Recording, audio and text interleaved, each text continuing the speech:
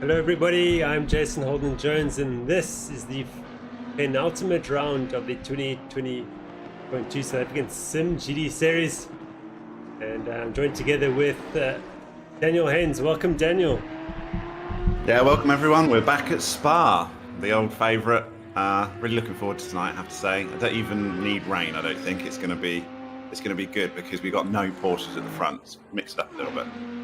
Yeah, I think so. And how fitting that we're racing here this evening after the Spa 24-hour over the weekend that saw the Rowe Porsche team take victory of a very tricky race, it must be said. Very tricky conditions. That's a bit ominous though, isn't it? Porsche winning in real life. Yes. But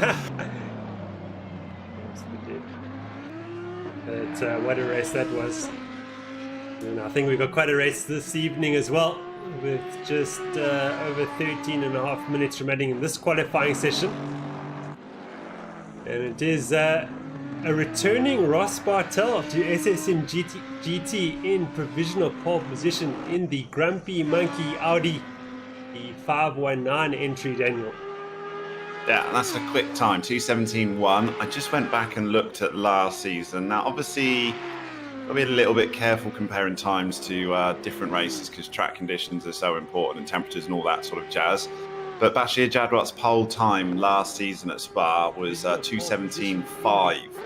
And he had that pole quite substantially by nearly half a second to Mark van Rensburg in the Bentley, who went on and won that race, if I'm not mistaken, in the Bentley.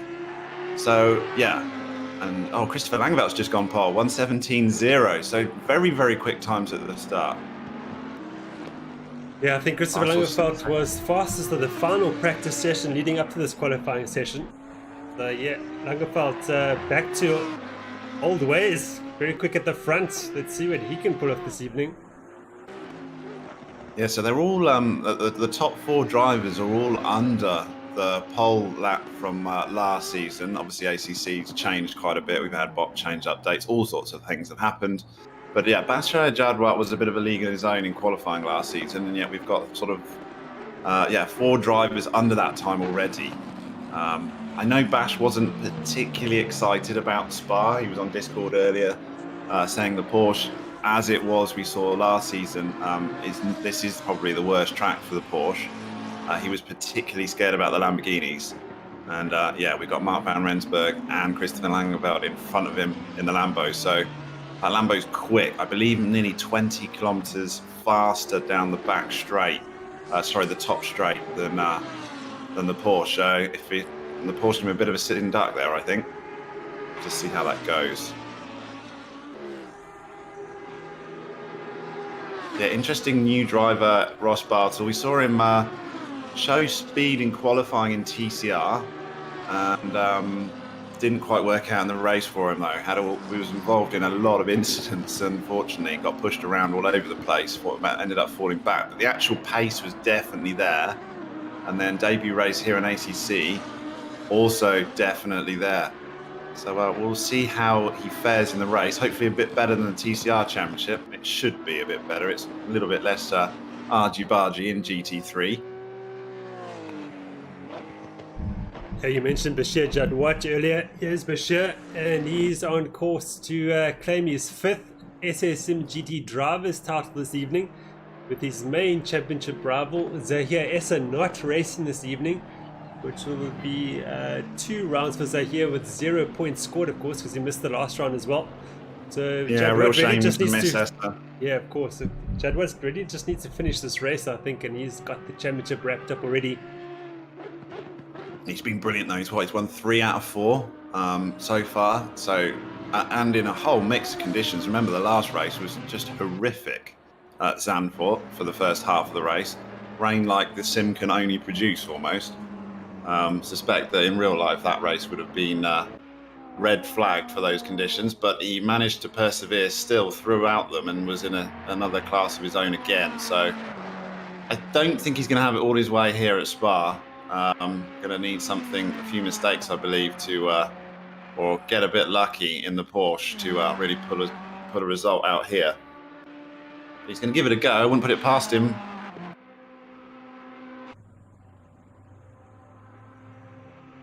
So Mark van Rensburg obviously loves this track because, yeah, he had a Stormer in the Bentley last time out. He's in another quick car for Spa in the Lambo. I think the Audi might have the fastest top end though on the straight, I believe, according to a few spies. Not quite sure who you believe in Discord. They all say their car's the worst, but I do believe that the Lambo and the Audi are incredibly quick down the top straight. As in fact, Mark van Rensburg, who won this race last season in the big Bentley, and but this season in the Lamborghini. Let's see what he can do. He's currently in third position there, Daniel. So just just over a tenth of the pace. So right in it. Yeah, he's as Spa specialist as Mark van Rensburg. Clearly loves this track. Lambo looks great. It really does. In black as well. Looks really, really smart.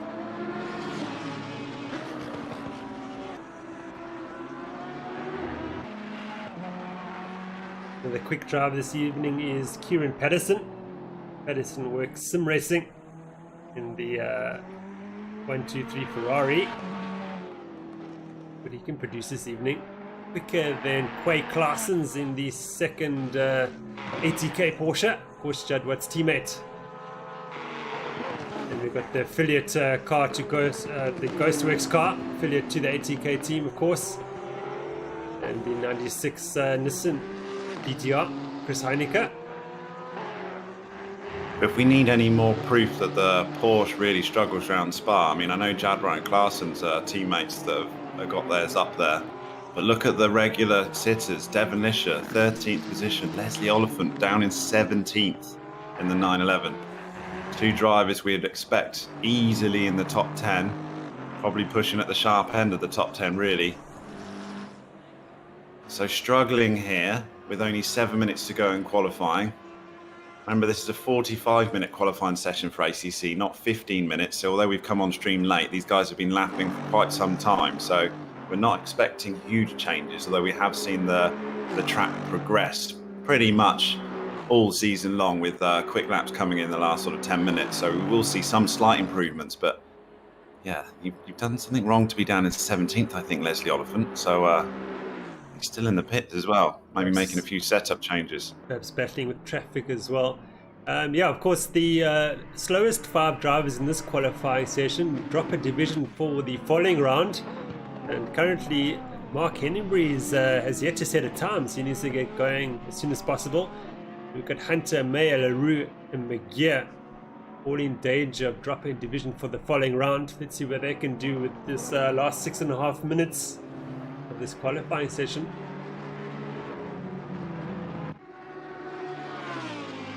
So Langerfeld on provisional pole position, just 7/100ths of a second ahead of Bartel. And Rensburg a 10th behind, Jadwat 3/10ths behind. And I think Jadwat's going to need his ruthless consistency to hang with the guys at the front. It's the only thing we do know about Bashir Jadwat. He's going to be consistent in the race, isn't he? So that's in a 90-minute race. It's not always about, I know he's qualified on pole and led from the start, but he's definitely got the consistency to make places and pick up where other people make mistakes. So if anyone wants to beat him this evening, this is their opportunity, I believe. Very sunny track at the moment, but I think as far as server settings go, they're the same as last round in Zandvoort, are they? So we could get absolutely anything. Yeah, I think it's basically the same except for the call it the randomness that has gone down. Just one setting.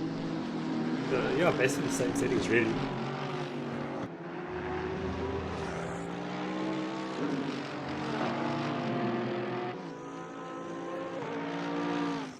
And some news, SimRace South Africa is Grid Finder approved.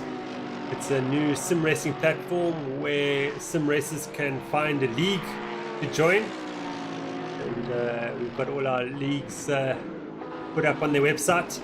Hopefully they will attract new drivers possibly for next season. But yeah, go check them out, Grid Finder. I have to say, I haven't looked at that yet, so I'll make sure I do that later in the week. Yeah. We're very stoked to have the African part to it.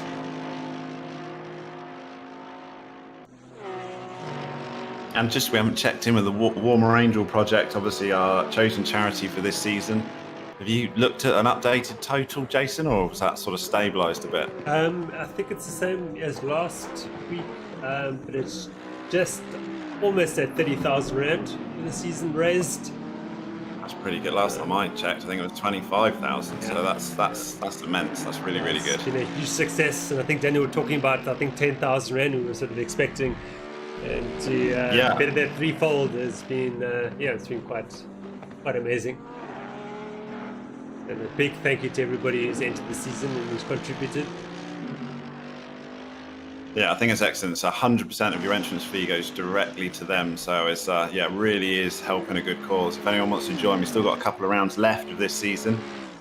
And you could carry on, and you've got to pay an entrance fee, but it's going to a great cause. So I don't think that puts anybody off. I think if anybody's thinking about joining next season, you don't need to wait. You can still join this season and get some practice. Get in for this season, getting ready for the next one. There's been quite a few people sneaking around in the Discord server saying that they're sort of interested and looking, and they'll start next season. But don't forget, we're only halfway through this one, and the next season won't be until January. So don't delay. Get in there. Plenty of racing to go. It's actually better to start a season flying rather than learning the ropes. Absolutely. Might as well learn the ropes for the last few races of this season. Yeah, and then you can start the next one flying. Yeah, it's also just not only getting to know the cars and the tracks, it's also getting to know your opponents around you and to understand how they drive defensively, if they're aggressive or not. Yeah, find the Daniel Kvyats in the league. I'm not gonna name any of them here, but I'm sure there's none in Division 1.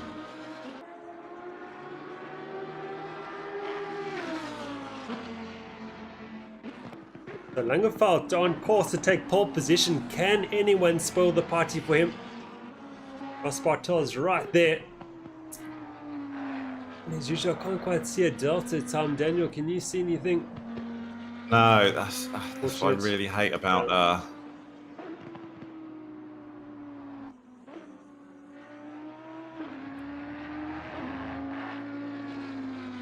We'll try and work that one out, but anyway, Bartel on a lap. I don't think he's full tilt. I think he's getting ready for a flyer after this one. Van Rensburg in the pits. Jadwat, Patterson, Klaassen's also in the pits. Lionel Clue is the next one out. He's currently in 7th position. I think I have found a Delta Town.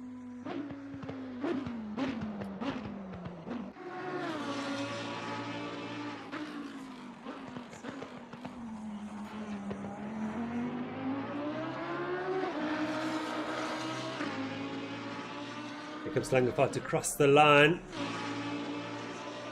Unfortunately, mine, I can't seem to change drivers, so I'm going to have to leave the server and back again, but that doesn't affect the stream, so I'll be back in a sec. That's fine, yeah.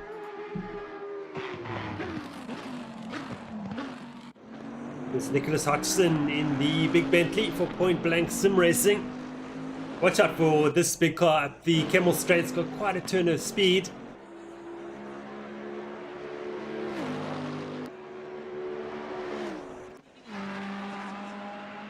Stein for Slick Racing in the Ferrari 488, currently top 10.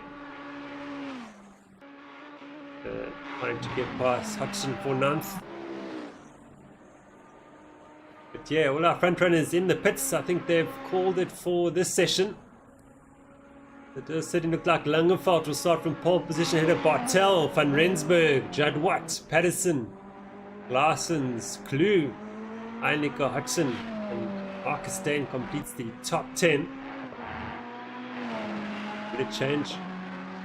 Bingham 11th, Spammers 12th, Dawes 13th, Sterner 14th, Gavin Lesher down in 15th position.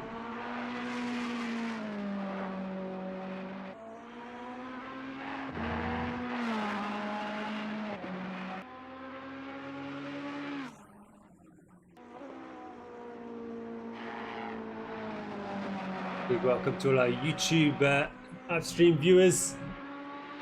Roshan, Peter Caldenes, Mad Panda, Martin Jabet, running for Black Widow Racing. Of course, that's Van der Westhuizen saying hello. Yes. Okay, I'm back with control, and I haven't missed much, I don't think. No. Christopher Langeveld gets the pole position. Pretty much as it was. Thankfully, I managed to get in before the race starts. I think the server's locked. So Yes, exactly. Yeah. Well, I'm not sure it's locked for us, Daniel. I haven't tried that before. Okay, thank goodness for that. I think it's just for the cars.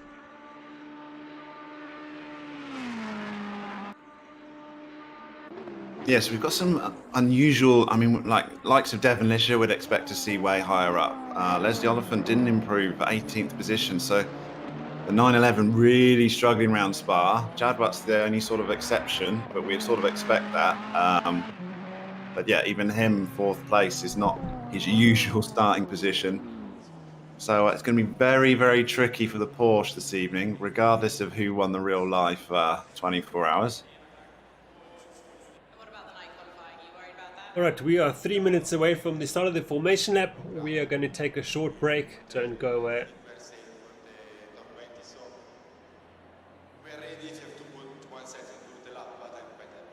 You look so calm.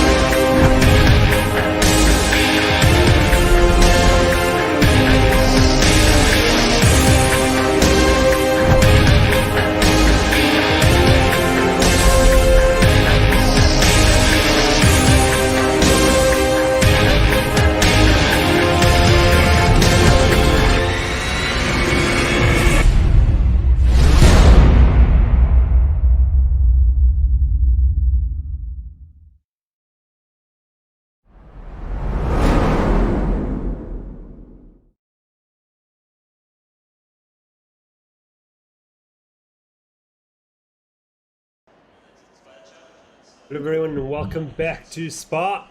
We are just over a minute for the start of the formation lap, of course. The driver's getting ready for the start. Minor setup tweaks.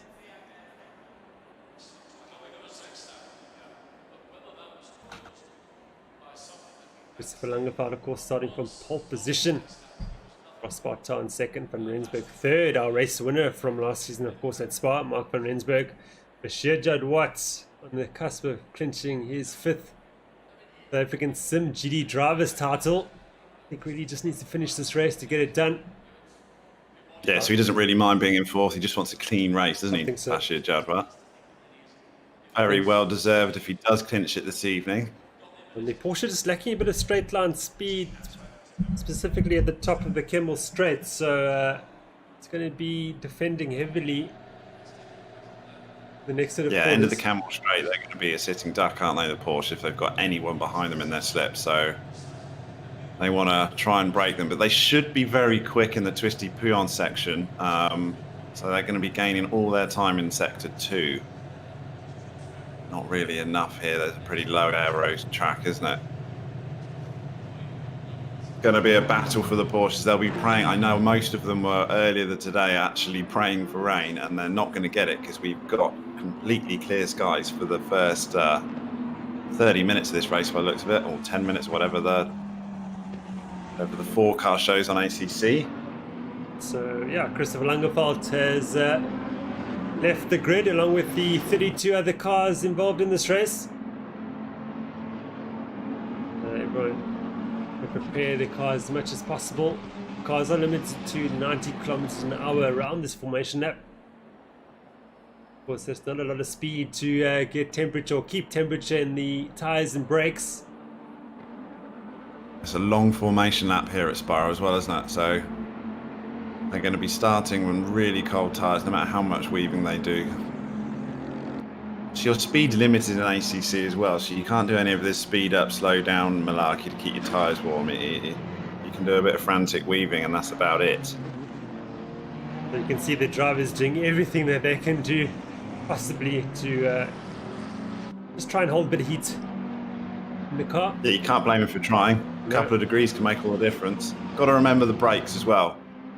La Source going into there is very tricky at the best of times on cold brakes. I think Langerfeld will be desperate for good results. It's been a while since he's had a victory. simGT. Of course, you've got returning Ross Bartel, who wants to make a statement. Mark van Rensburg would really like this to make this another Spa victory if he can. Yeah, he was fantastic in the Bentley last year here, wasn't he? Really well-deserved victory as well. Didn't come from nowhere. He earned that one for sure.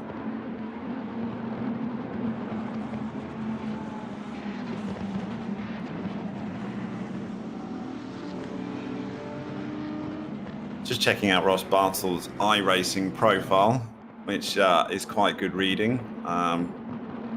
I'd expect quite a bit from him this evening, just based off his iRacing score and his results for 2020. That's the only place I've recognised the name from before.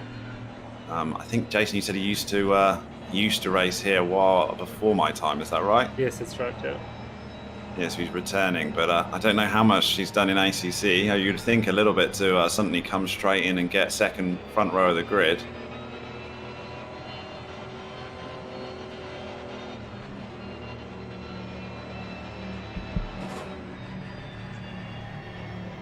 We've got someone in chat that didn't know that ACC supports custom skins. It sort of didn't. Well, it didn't flat out. Then it sort of didn't. There was a little bit way around doing it. And then very recently, Kunos have come out and it is fully supported now. So, which is brilliant news for us because we were using it in the sort of stage. And there are a couple of little hitches about it, but now it's actually fully supported in the way that we're doing it. I suspect it will start getting tidied up. So those few little hitches that we are coping with, which is, I think, affects our replay streams and people joining the server mid-race. So that's why the server's locked.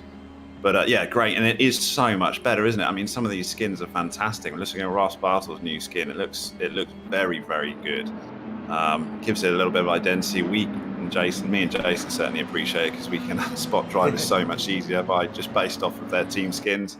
And it's sort of what this league's been known for a little bit as well. We've always had an unbelievably high standard in custom liveries. It just makes it, I think. Just watching Langerfeld there, interesting tactics being played out. He's benched the field right up. He's not riding on the limit at all. Just keeping everyone together. And just, I think, in the hope to make people trip over each other, perhaps at the start. But anyway, around the last corner we go. About to start this race.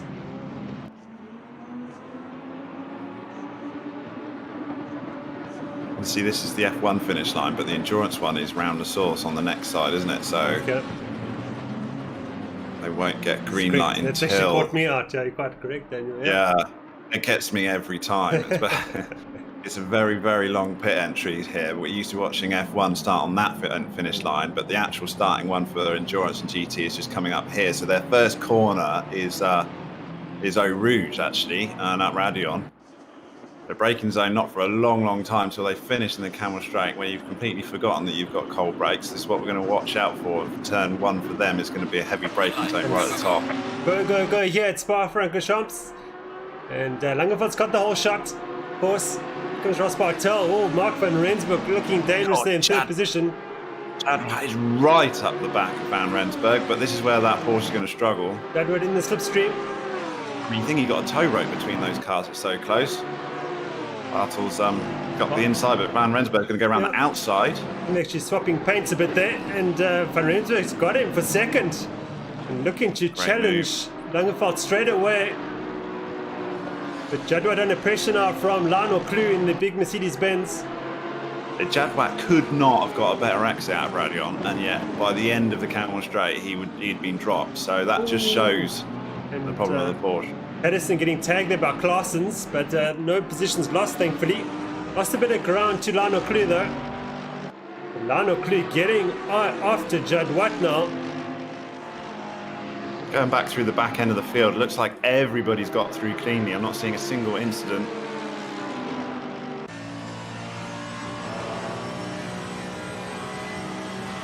Great shots on board here from Lano Klu.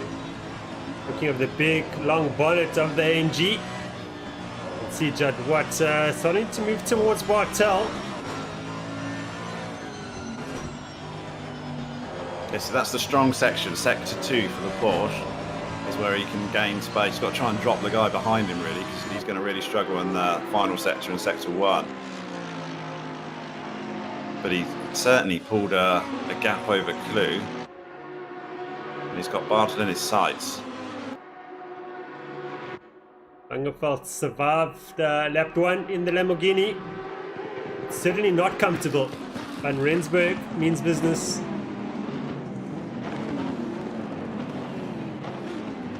Well, Heineke's just coming around the inside of Claessens a little bit further back. I think Claessens managed to hold that spot off of him, but he's defending up the inside again. It's Hodgson and Steiner also side by side.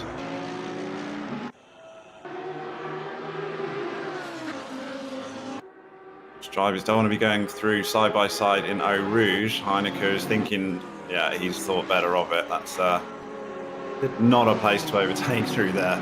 The GTR should have the legs on the Porsche up the straights. Let's see. And I say up the straight because literally it's going uphill. I've been there. I know. Look at it. Almost like he's got DRS. He's getting mugged by two. Stain's going to take them Stein both. and Heineke. Well, there's a demonstration of the Porsche struggling, literally sandwiched. Swamped. I don't think he got a bad exit. He was just purely dragged out there. Great racing up and down the field. Good quality stuff here as we've come to expect at Simrace South Africa. Langeveld a bit more comfortable now. Pedersen latching onto the rear of Klu's AMG.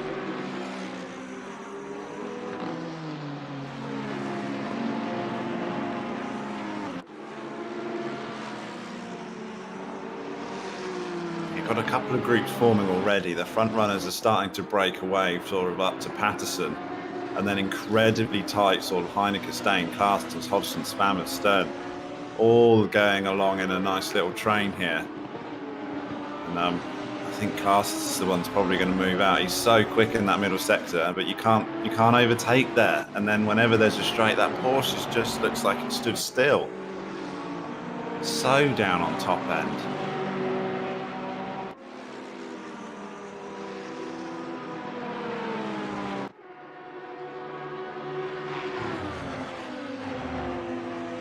Judd Watt sticking with Bartel. I think Judd Watt's desperate to stay in the slipstream of the Audi in front. See running a bit. Hodgson trying to take Claessens as well, and outside of the bus stop.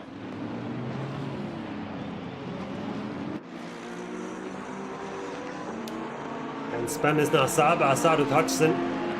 Yeah, I've never understood people trying to go for a move on the bus stop because you nearly always end up worse off. And he lost a lot of ground there because Hodgson was right bolted up behind Claessens. I think he's going to get it anyway, just if he can keep tight behind him, and he'll get him up the Camel Straight because we've seen how slow that Porsche is. See how far back Nick Hodgson is. And Klu's run wide. Pedersen swooped around him. Pedersen now up into 6th position.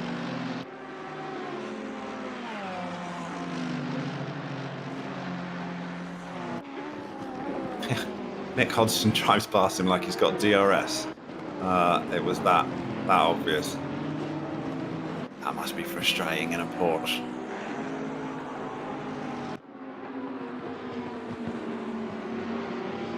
So we've got Mark Van Rensburg's dropped down to 4th. So what happened there? Behind Jadwat. Yeah. So we've missed that.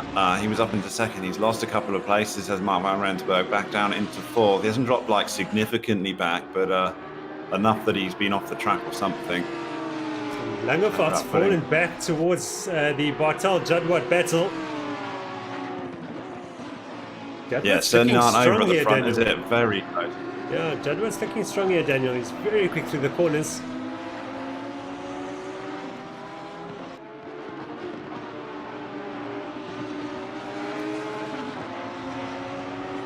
Yeah, I think it's pretty safe to say it's the driver and not the car here with Bashir Jadwat So- really putting the guys Yeah. with the quicker motors in front of him under pressure.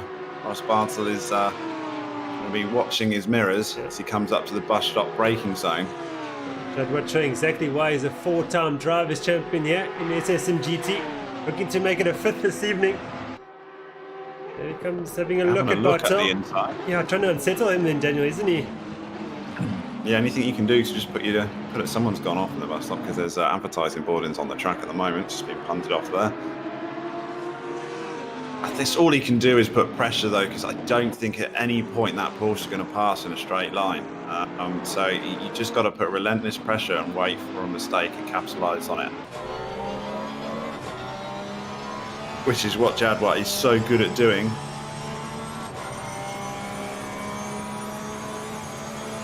Bartel, great drive out of the source. He's caught right up to Langerfeld.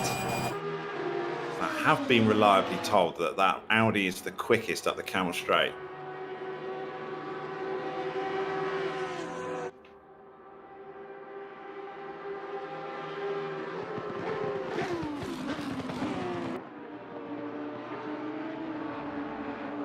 Yeah, we can't see the top speed, Sass. I don't think anywhere. Unless we go on board. Maybe I'll do that and see if I Okay, can. yeah.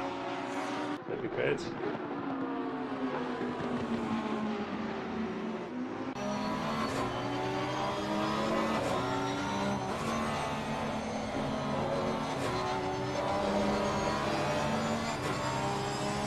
Does that? Yeah, the top speed does show on their live tracker. So I'll just keep an eye for you and see how their top speed does compare on the Camel Straight.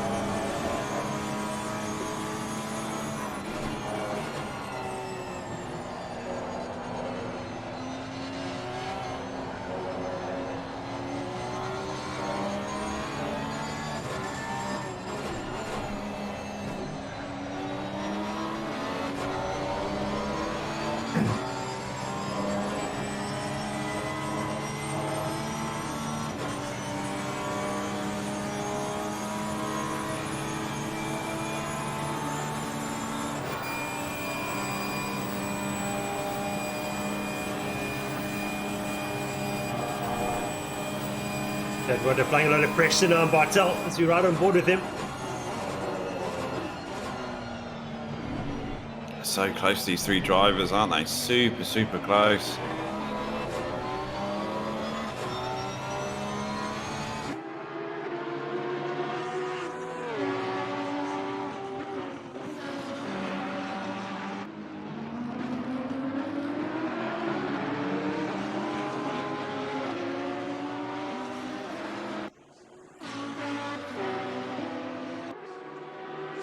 Yeah, so I'm riding on board with Bashir Jadwat, and he's already up before Eau Rouge, just getting dropped by the first two. He's had a good exit though. I'm just going to keep an eye on his top speed, and I can drop back to Mark van Rensburg in the Lambo to compare. So he's just come up to the braking zone now, 261, and unfortunately Mark van Rensburg was already braking. So 261 for the 911.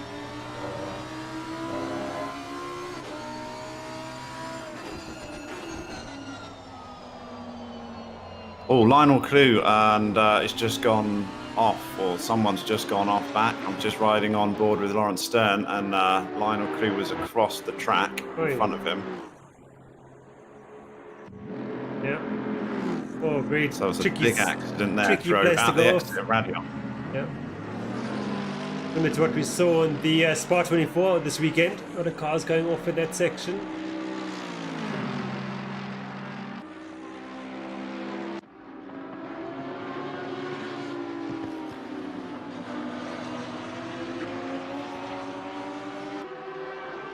Yeah, Jadrat seems to claw back everything he loses in that second sector, but there's just no overtaking opportunities there at all. Probably being frustrated as he's feels like he's much quicker, and the only thing letting him down is top end speed. Nothing you can do about it though.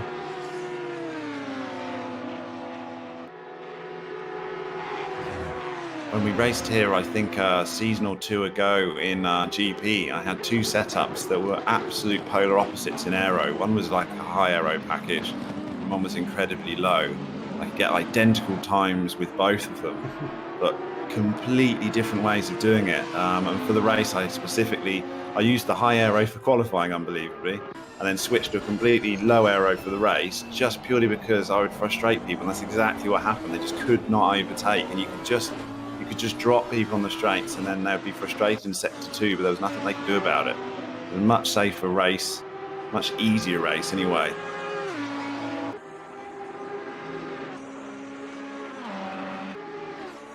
So I'm dropping on board with Christopher Langveld to check his time. So we're looking for 261, and he's already past that, and he's got a long way straight to go. Oh, someone's off. Bartel's off.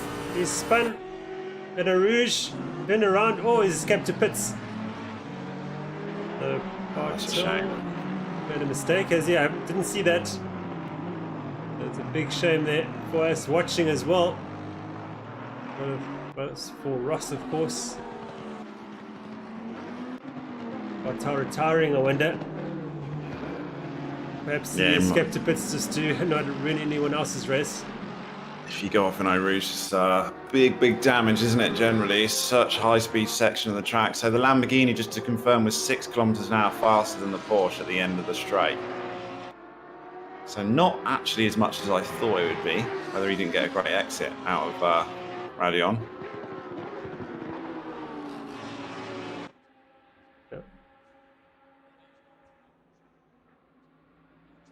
I'll be surprised to see that Audi get going again.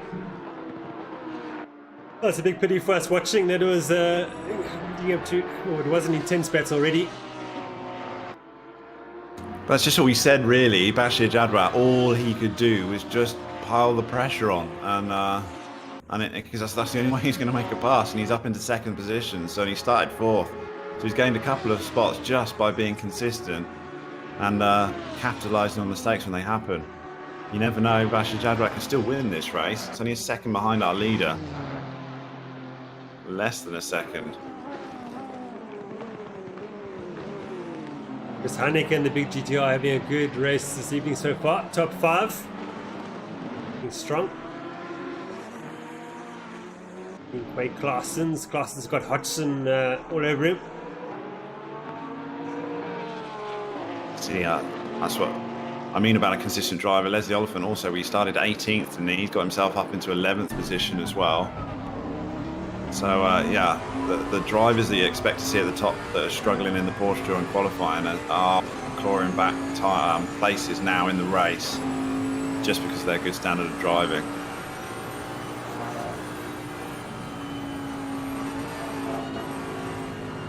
Oh, and Hodgson's made a mistake.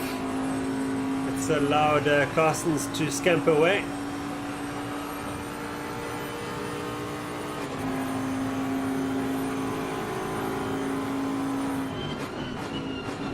Goes Jan spam this too.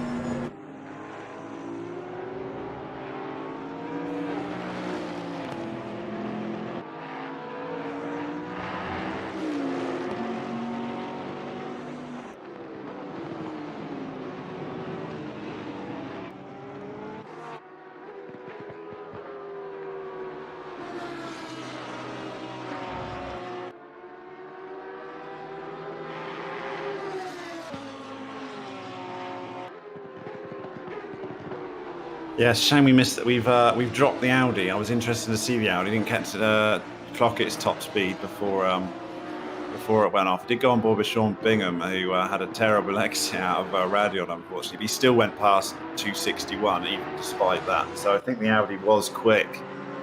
Yeah, Bartel was showing us how to use it. Yeah, unfortunately now is Jadrat in a bit of a Lamborghini sandwich. Mark van Rensburg didn't quite understand what went wrong with him, but He's dropped back and has not been able to get back onto the front pack as yet. So he's just fallen back a couple of seconds from Jadwat. Kieran Patterson's going well though. Got up to 4th position and is still not that far behind. In fact, he's catching Mark van Rensburg. The whole front half of the grid is still pretty close together, it has to be said. A little bit of a gap between Heineken and Claessen's, 5 seconds. But yeah, it's still very bunched up, this entire field. Devon Lisher, Crew Camp and Isherwood are incredibly close together, blimey. Watching that on board now from Isherwood. Yeah, Lisher's having a look all over him, isn't he? He might just suddenly dive bomb this up the inside now. He thinks better of it. I think for the Porsche, you actually want to be tucked up behind someone, don't you, through Eau Rouge? Try and get dragged along a little bit. Yeah, I think we saw that with Jadwat following Bartel during the opening stages. Yeah, you don't really want to make a pass, and then they'll just take it straight back off you here. So this is probably happy just tucked up behind the end back of that McLaren.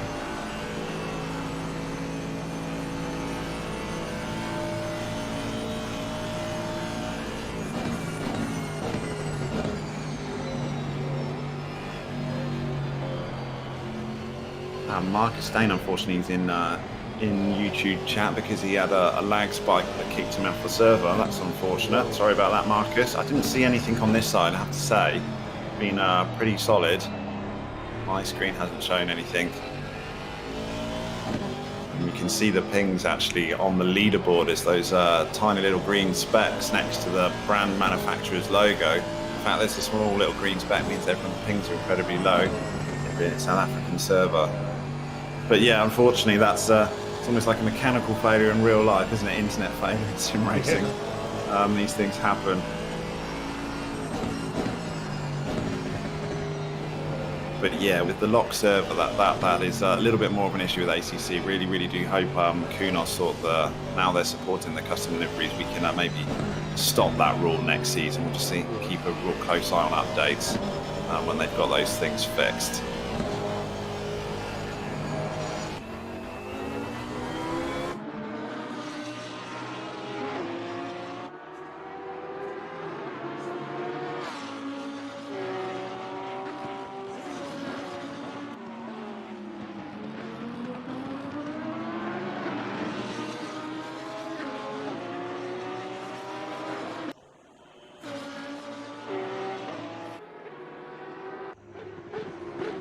So Christopher Langeveld just can't shake Bashir Jadwat at the front, still within a second. It could come down to pit lane changes here. We're still a long way to go in this race, hour and 11 minutes to go, but strategy could actually play a part in quite a few positions here. It's that tight throughout the field. Consistency in GT3 driving in this league, in Division 1, has always been exceptional. Very exceptional, has to be said, and we're seeing that this evening now. We got very clean track conditions. The whole field is pretty much going around in one big train.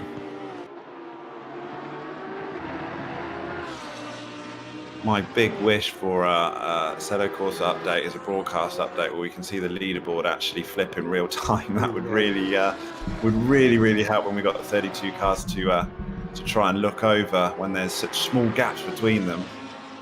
Can't see those position changes anywhere near as easily as we'd like to. So just a bit too delayed, unfortunately, for us to keep up. Yeah.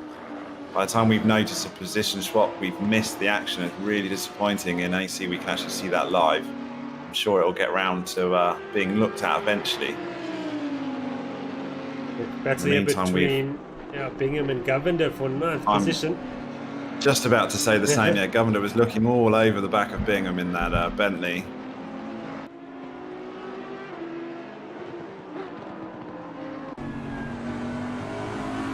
And Sean Bingham was one I was actually riding on board with to try and check his clock, his top speed, but he just had such a bad drive through Eau Rouge that couldn't really get a realistic one. If we stay on with him a little bit longer, I'll just jump back inside and just see whether what advantage that Audi has in a straight line, or whether it's just a lot of sandbagging in Discord that's led me to believe that it's very quick.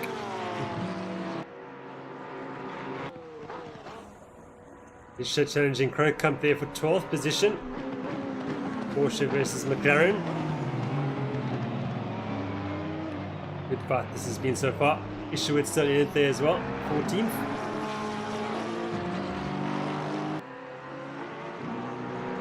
So I was just looking. Leslie Oliphant's still in 11th. So we were talking about him moving up earlier, but he was in 11th again, wasn't he? So he's not improved.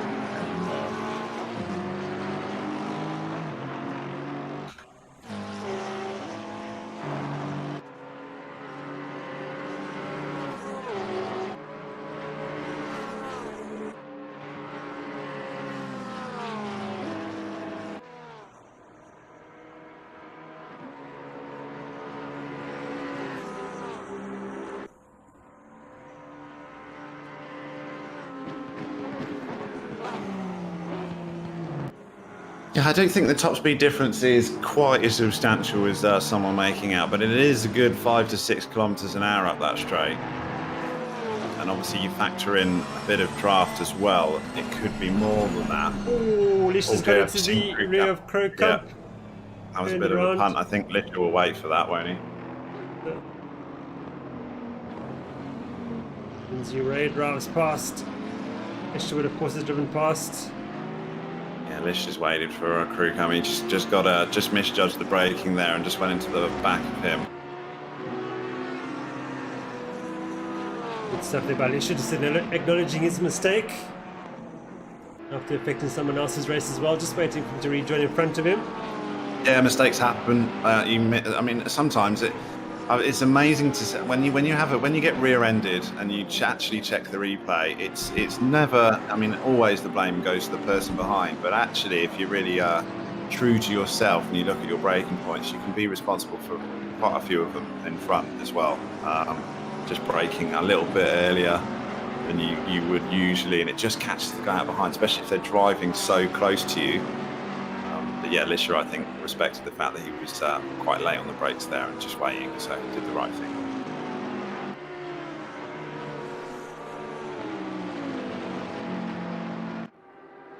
Langerfast is stretching his legs a bit now.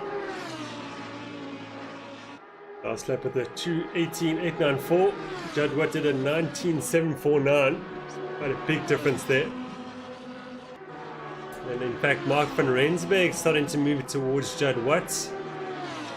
He was a 10th quicker than Judd Watt that last lap round. This is the first time the entire race that Judd has just been dropped a little bit.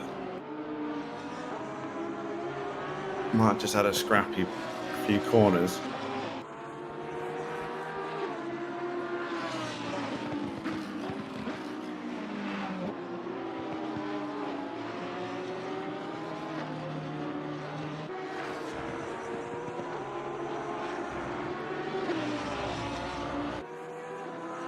You look back and the top 5 is still only split by what, 10 seconds? Less than 10 seconds?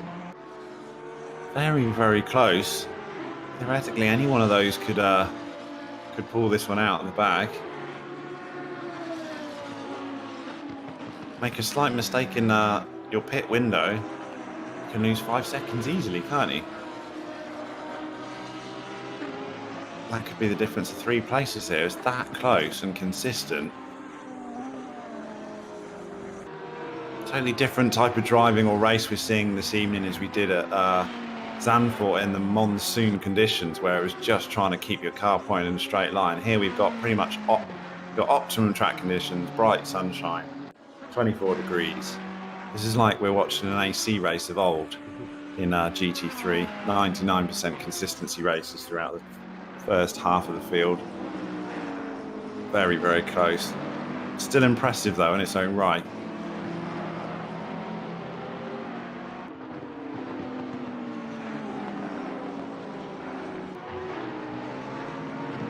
Dylan Dawes now in 17th position in the 35 Ferrari.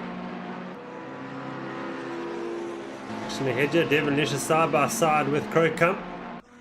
Those two are back together after their They bump.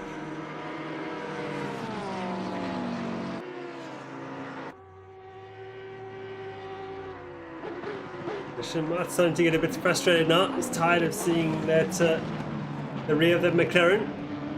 I think it's just generally frustrating in the 911 to you can be quick and get your lap time, but the way you get it is not conducive to making easy passes. Unfortunately, you're all the passing opportunities at your end of a long straight here through the twisty stuff is very much single file.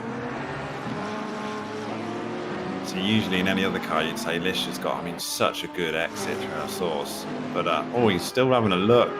You can't go through to abreast for Eau Rouge. Ducks back in behind and that'll be the end of it, I think. Even the McLaren just stretches its legs away from the 911.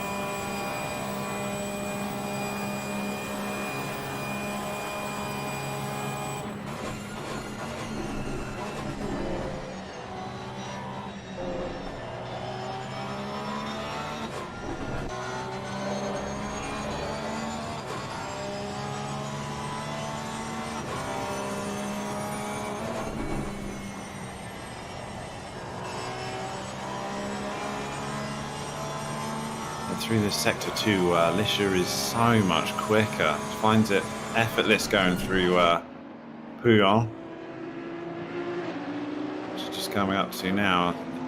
Watched him the last lap. It just you gain so much time there, and it's the same again. Takes a much tighter line. By the time he exits that corner, he's looking all over the back of crew cam, but he's looking at an area where it's just you just know where to pass. You're not going to go around the outside.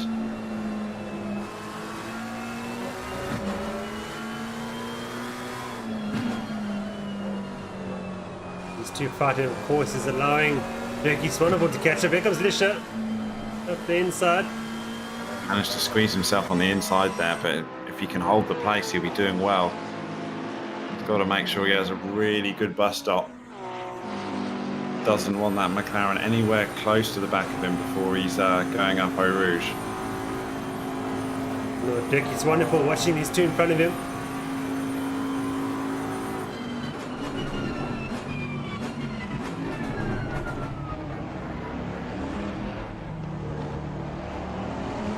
It's not feel too sorry for the Porsche because they've had it all their way pretty much the entire season. So they're bound to come to a track where they would struggle.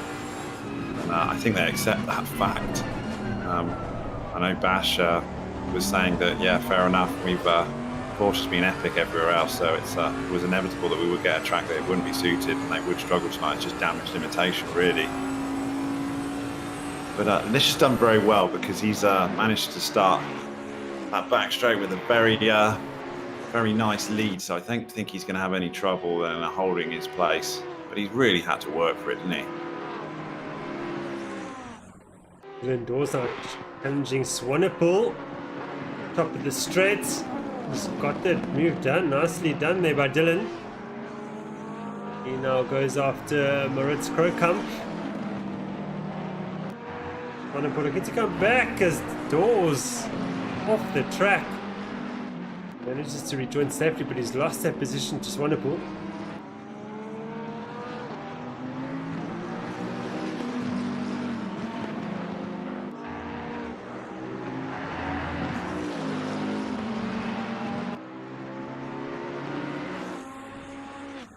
Venetia is checked out there in 14th position. So Bashi Jabras just managed to claw a couple of tenths back. We're talking like tenths here. Every lap it's tenths. The gaps are moving by tenths. It takes a long time to gain a second. 30 minutes into this race, and it's still top 5 drivers split by less than 10 seconds. And then class is not a million miles away.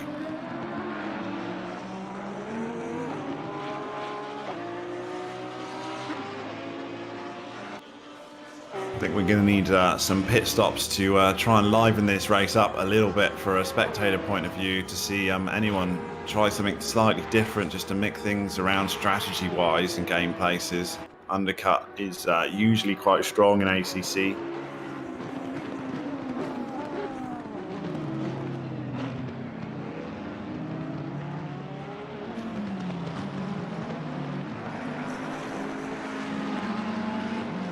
Drive-through penalty for Van Beek in 20th position. That's normally for track limits.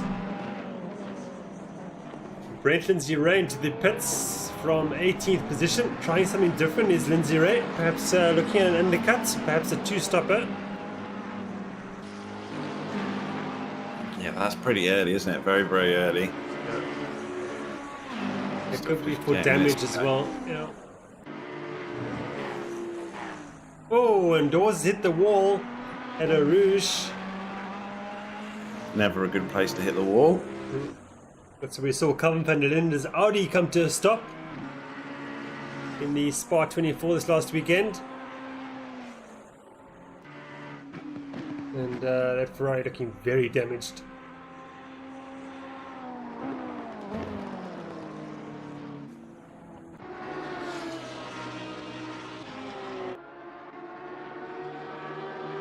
Throughout the field, I keep clocking into 911s, frustratingly stuck up behind faster cars. I've got Jan Spammers tucked up behind Hodgson. And again, not much he can do about it, really. I suspect he's exactly the same sector 2. He's very, very close. By the time he gets to the end of that sector, he's right up behind the Bentley. But yeah, that's the last time he sees the back of it as the Bentley just drives away. So a whole night of frustration for anyone in a Porsche at the moment.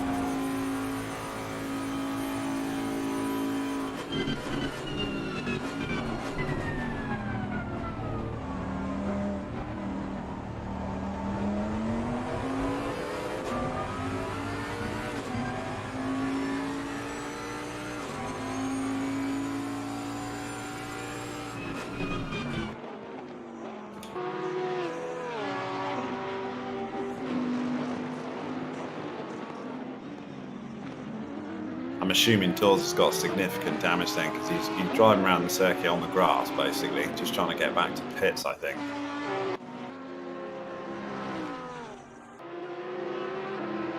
I'm assuming this is the sort of damage that Ross Barter would have had as well when he went off in the same area and just decided to exit to pits. Yeah, Dawes is just cruising around. He's doing the right thing. He's not just off the racing line. He's off the circuit. Just going around the outside, make sure everyone passes. But he's limping at home.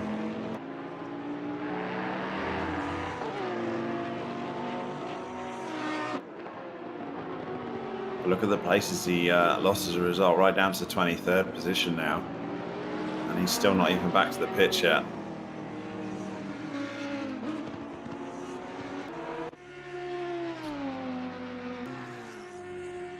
Okay, so Ross Barter has in fact got going again. 29th position. 2 laps down, yeah.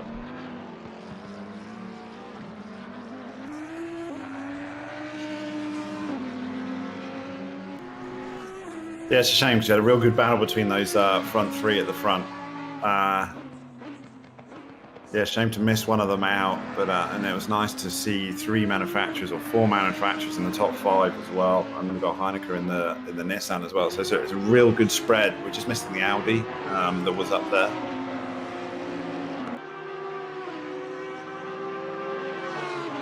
Mark Rensburg is just starting to see the back of Bashir Jadwat now. Only 1.41 second is the gap. He's got it down. He got 4/10 on that lap.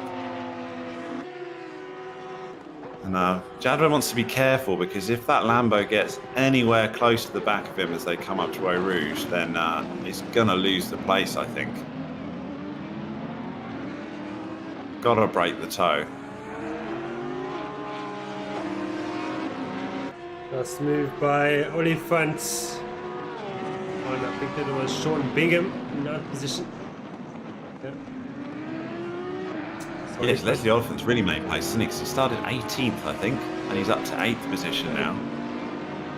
So that's just pure class driving from Leslie Oliphant, as we've seen many times before.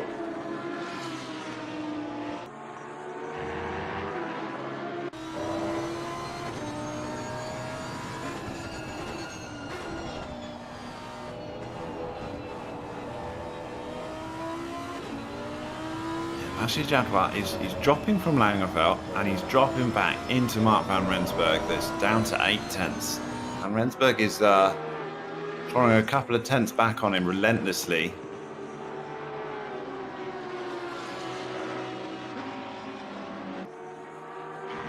19.5 was Mark van Rensburg's last lap, 1:19.8, so 3 tenths on the last lap to Van Rensburg. If this sort of continues for a couple more laps, we could see a position change for second place here.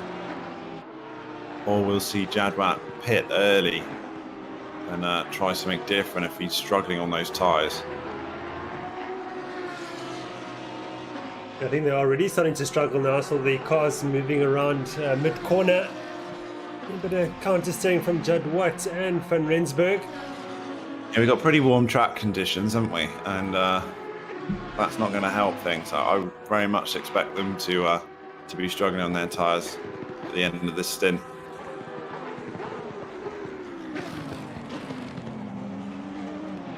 So you just watch that gap goes back up to 1.3 in sector 2, where Jadwat is just so strong. Langenfeld's just dropped. Yeah, Langenfeld's just messed up the bus stop. Yeah, and Jadwat pounces and goes to the front. I think we're going to race on our hands now, nowhere, Daniel. Yeah, as Jadwat makes a mistake exiting La Source. Got 2 Lambos he's never all going to over hold this, is he? Jadwat's never going to hold this. Christopher Langenfeld surely will get him on the long drag. As long as he gets a clean exit. He has in the background, we've got Mark van Rensburg went incredibly wide. Lucky to avoid the wall there. Now Radion. Langenfeld looking up the inside. Look at that, just so easy. You say so easy. He's got it in the braking zone, but it was easy in the end. I think Bashi Jadwat just knew it was coming. So it's as you were for the top 3, but quite a few little changes there. Mark van Rensburg was a bit of a loser because he just got so hot out of Eau Rouge and then just flew off towards the pit exit lane, but did avoid the wall, managed to rejoin safely, but has lost 2 seconds. All that work that he did to claw back to Jadwat, and right, moving nicely out of the way for the leaders. I think Van Rensburg missed an opportunity there with Langenfeld and Jadwat fighting it out. I think he knew the opportunity as well, so he was probably trying to go through Eau Rouge as flat as he possibly could, and maybe that's not quite doable at the end of this stint. A bit of a lift needed.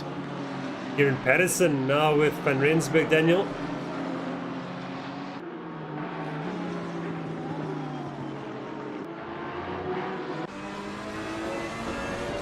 Yeah, not far off at all is Kieran Patterson.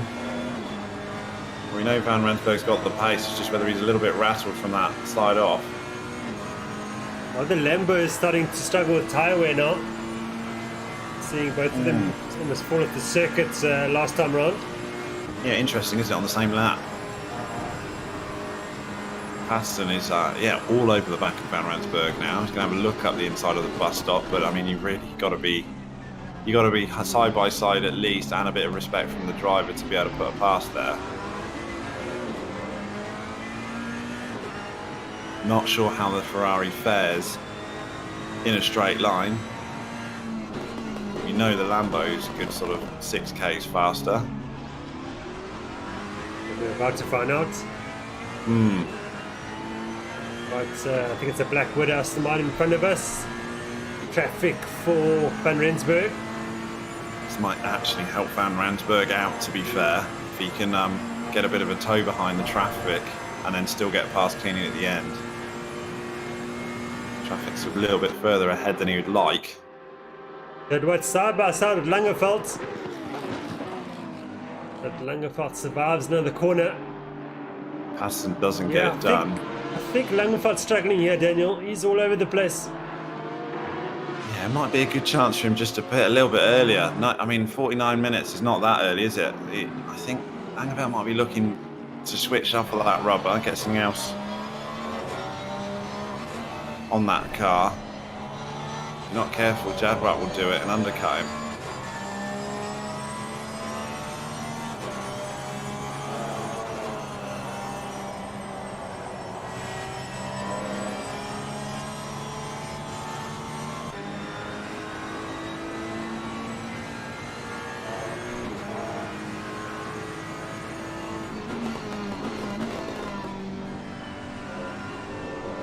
Aston Martin up front, really holding up Van Rensburg now. This is opportunity for Patterson.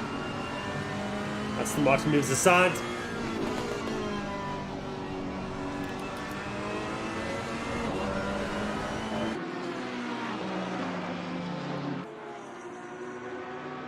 Chris Heineke right there in 5th position.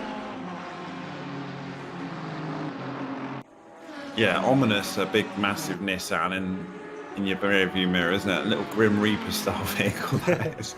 Godzilla behind you, waiting to poach on any mistake, and I think that's exactly what Heineke's looking for here. You'll see these two in front of him scrapping it out. Any mistakes, and Heineke's there to poach a few spots. Oh, someone's popped in the pits back there. It's Mark van Rensburg's the first car to blink. So Mark van Rensburg, one of our leaders, we think the Lambo might be struggling on tyres. He's the first one into the pit lane. This is going to be really interesting because undercut's worth a bit in ACC for sure. Fresh rubber is way more important than fuel weight. So if Mark van Rensburg gets a clean outlap, that might be enough for him to at least break his hold on Kieran Patterson that was pretty much hounding him from behind. Oh, Jadwat having another good look as they go past Governor to the back marker. Ooh, Yeah, Langevelt's defending more than he's used to or has done for the whole race. So certainly that Lambo is struggling, and I think that's why we saw Mark van Rensburg go off as well. I'd expect Langeveld to come in, it really would. I think everybody's looking at the one-stopper. It's just such a long bit of time spent in the pit lane. It's just such a long pit lane that I think only one pit stop is the way to go this evening.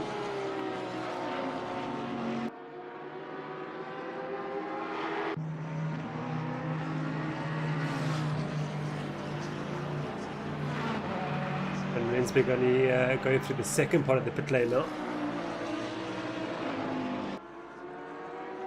Yeah, such a long pit lane, ridiculous. Feels an age just to get to your box. Kieran Patterson is looking very interesting right now. He is faster than Langeveld and Jadwat. That last corner, last lap certainly. And in fact, Chris Heineke is faster the three in front of him as well, in 4th position at 2:29 for Heineke. Yeah, Jadwat's losing time, isn't he? Trying to scrap with Langeveld and not being able to get a pass done. And both of them are in the 220s now, which is a good second and a bit slower than where they were. Here comes Langeveld into the pits now. That's unleashed Jadwat into the lead. Yes, Jadwat's got to put in the fastest qualifying laps as he possibly can here to have any opportunity of getting past Christopher Langeveld, because if he's not done an entire stint, I don't think he's going to do it in a second one. But he'll know that. This is as fast as Jadwat can possibly go, you can be sure. Super concentrating on these laps. Mark van Rensburg in attack mode now, all the way down in 12th position, but he's got the fresh tyres on. He'll be pushing like traffic's going to crazy play a now. part, isn't it?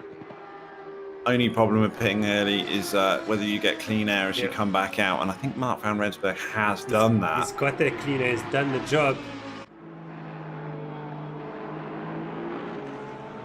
So it's just how early they've pitted. Heineke's also in the pits, Nick Hodson's in the pits, there's the Oliphant. So we're just going into the pit window.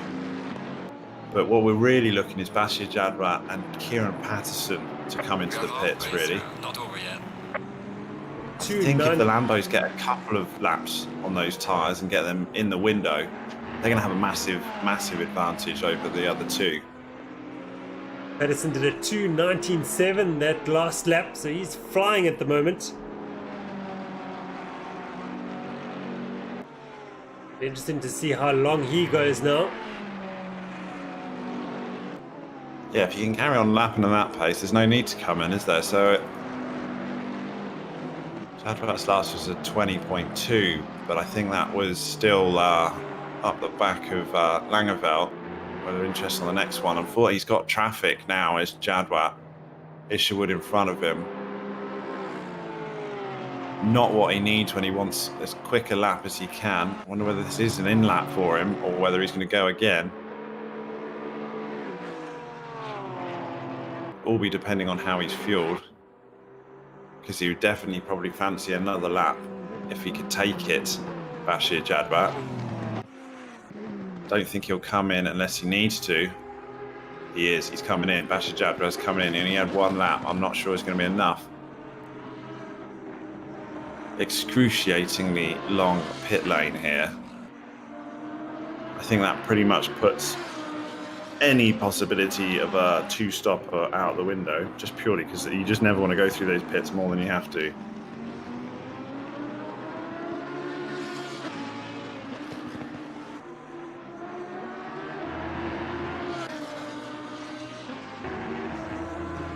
Van Rensburg is 3.7 seconds behind Langerveld. Pretty much as it was before they came into the pits. So Kieran Patterson carried on and he did a 120 flat. 220 flat. Which is good pace for the condition of the tyres, but certainly not anywhere close to fastest lap territory. In fact, he had a bit of a moment there, did Kieran Patterson. Got Govender all over the back of him trying to unlap himself. So I think Kieran Patterson might have pushed it a little bit too long. I'd expect to see him diving in the pits now. He's taking everything he can out of Bashir Jadwat's just coming out of pit lane now. So what we're really looking at is Christopher Langerveld, who's just coming out the bus stop. It's going to be close. Jadwat's like bouncing in his chair trying to get past the pit limiter. So frustrating as you're taking an age to get to the limit line. Christopher Langerveld has come through La Source, he's coming out on the side. I think Langerveld's done enough here. Jadwat's just coming out now, open the pit limit. Eau Rouge, he's got it at the moment, but Langerveld's going to be up to speed though on warm tyres.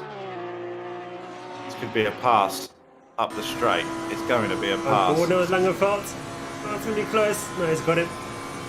Yeah, he's got him. And he's obviously got his tyres in the window instantly, and Jadwat's got to warm them up. So it's as you were. How close could you get? I think Jadwat pushed as much as he possibly could on old tyres. He did exceptionally well because it was much closer than I thought it was going to be. Yeah, I think really Jadwat needed another lap, but he had traffic in front of him. He had to make the call. He decided rather to come in. Yeah, so Langerveld's got him, and it's as they were before the pit stop window. The difference is Langerveld's got fresh rubber now, and that's going to make all of it, because he was really struggling, wasn't he? Really struggling. So Kieran Patterson is now in pit lane, and he was fighting with Mark van Rensburg. He went longer. Van Rensburg pitted early. Van Rensburg's time, no way, is Patterson 2:19.6. On the fresh rubber now. Van Rensburg went through the timing gates, and Kieran Patterson was in the 220s, wasn't he? 220.2, and he had that bit of a moment as well.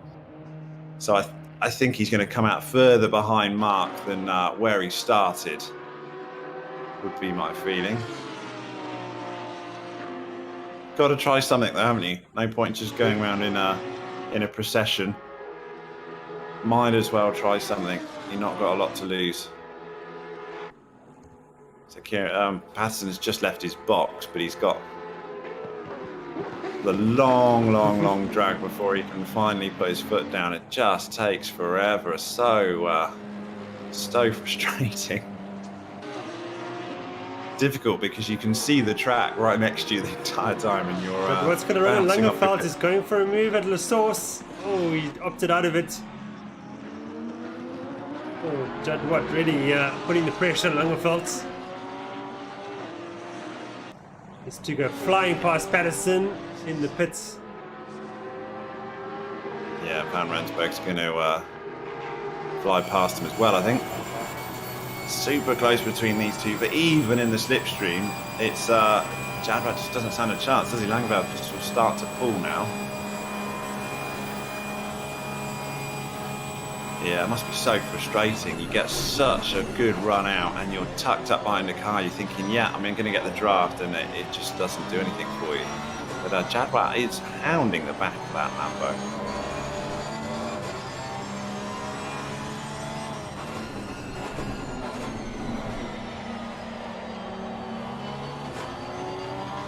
Jadwat can pull the win off here. I think it will by far his most impressive, and certainly warrant his championship win for sure. Because he's been in, he's definitely not had the best equipment.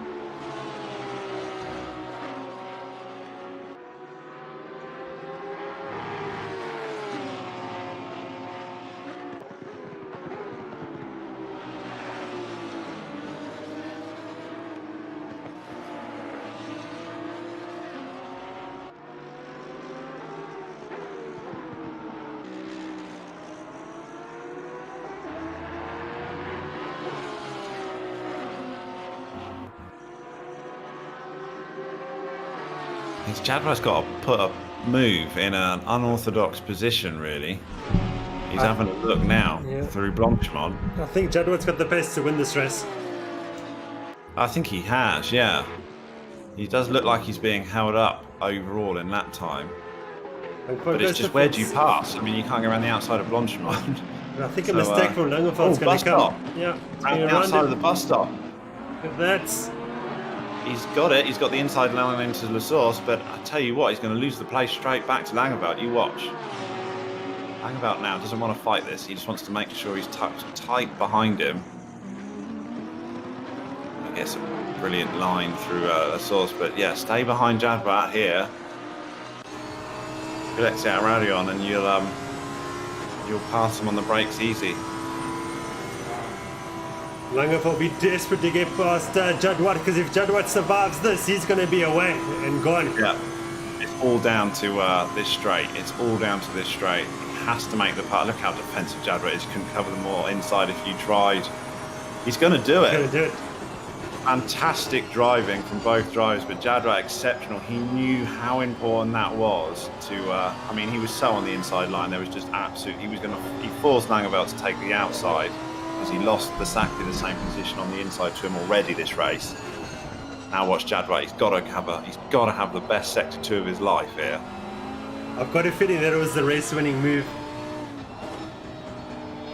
I think you might be right. If Langenfeld can't keep behind him this lap, then he will be waving goodbye to that 911, I think. It's just relentless pressure, isn't it? Jadwat just piles on the pressure. It's this ruthless consistency. Yeah, it wasn't a big mistake. It was just slightly late on the brakes, and he was there, wasn't it? Just there to poach it.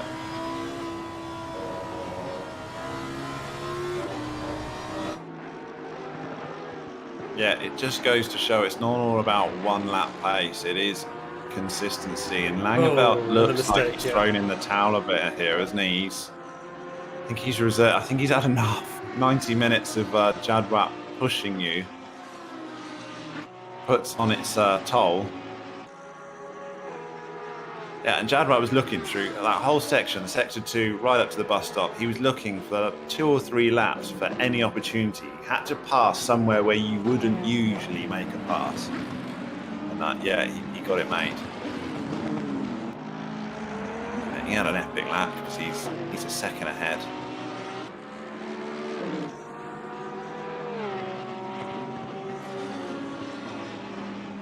Yeah, Jadwat showing exactly why he is the driver's champion. Yeah, that was the fastest lap of the race for Jadwat with a 2:18.789 with a pass in it as well and a defensive manoeuvre. Yeah. And in comparison, Langenfeld did a 2:20.3. So, second, yeah. That's all you need to know really for the pure class that is Bashir Jadwat. That is a race-winning move right there. And I don't think Langenfeld's going to claw him back now. I think he's gone.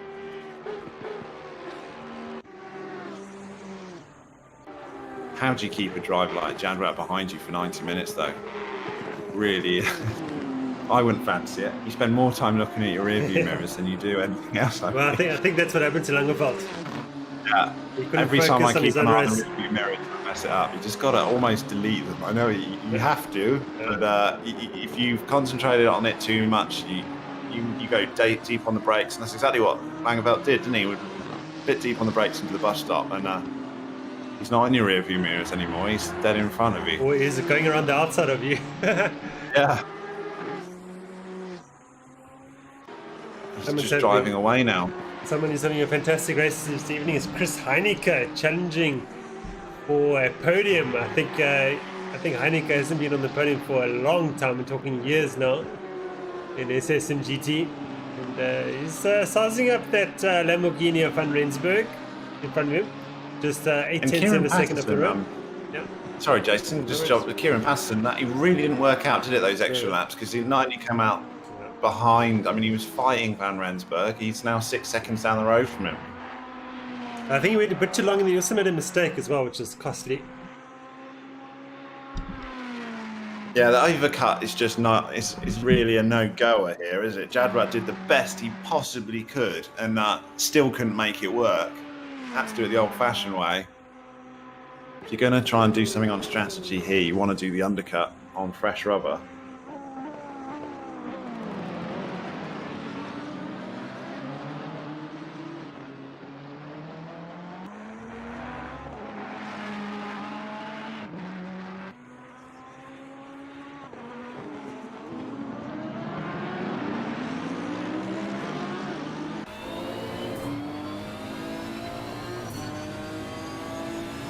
There's being a bit of traffic there. Lionel Clue moving aside.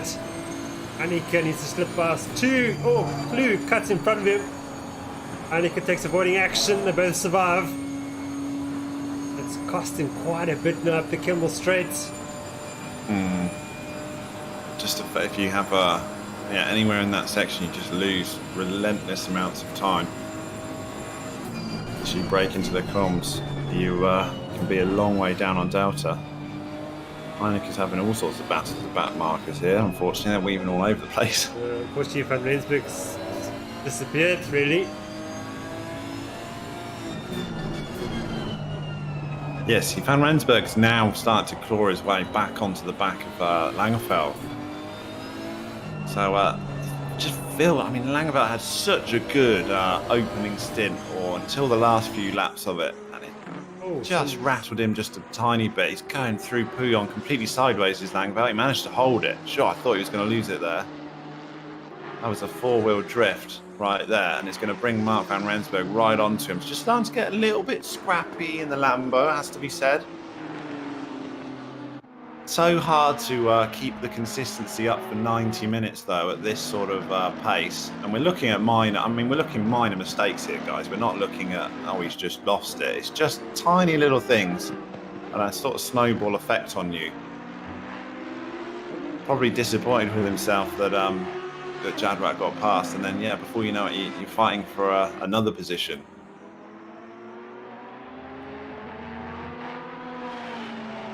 Van Rensburg's closed within half a second now of Langeveld. So we would have lost 1.5. We've got a drive-through from Van Rensburg. Just popped up on the screen as he went wide. That's changed everything. He's going through the pits. Of every track on ACC, the last place you want to drive through is Spa. It's the longest drive-through of your life.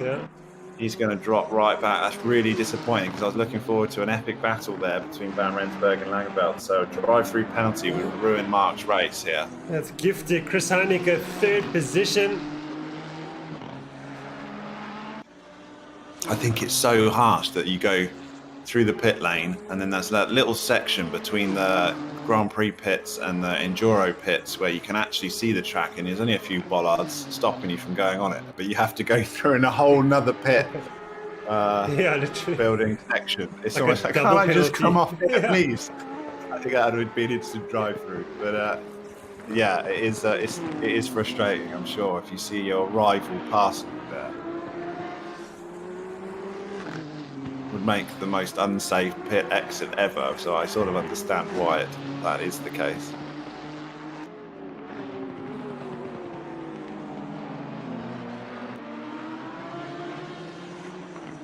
So let's let Langeveld off the hook a little bit. He doesn't have to worry so much, but Heineke's not far back either, is he? 1.7 seconds And look at Bashir Jadwat, pure class. 4.4 second lead He's already. gone. He's gone. He's off to fetch his trophy. And that's it. Jason's carving the name into the trophy as we speak. With 29 minutes to go. This is like game, set, not quite match.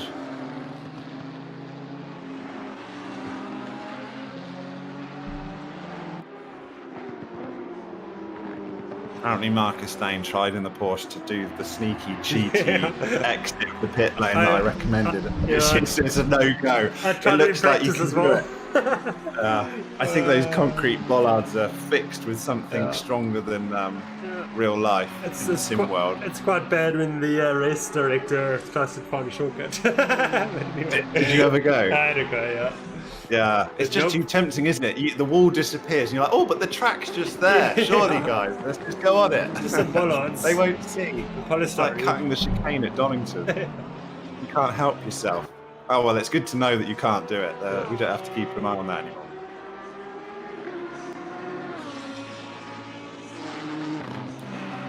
Tell you what, Chris Heineck is only 1.5 seconds behind Langeveld. He is flying. Yeah, Langeveld's just lost it a little bit, hasn't he? Last lap 120.1, Bashir Jadwat. Oh no, look, Bashir Jadwat 120.1 as well. I'll tell you what, that just shows you how good that lap was from Bashir Jadwat. When he needed it, he pulled out a 2:18.7. Sorry, I keep saying 2:18.7. And now he doesn't need it, he's 2:20s. But when he knew that was absolutely vital. Once he made the pass, that his sector 2 was perfect, so he'd never get another opportunity. And yeah, he can pull it out when he needs to. Heineck is flying 19.1 for him. Second faster than Langeveld that last lap. And Jadwat as well. And Patterson 2 on the move, 19.3 for him. Yes, so Heineke gained a second in the last lap on Langeveld, didn't he? 1:19.1 to a 1. Sorry, keep doing it. 2:19.1 to a 2:21.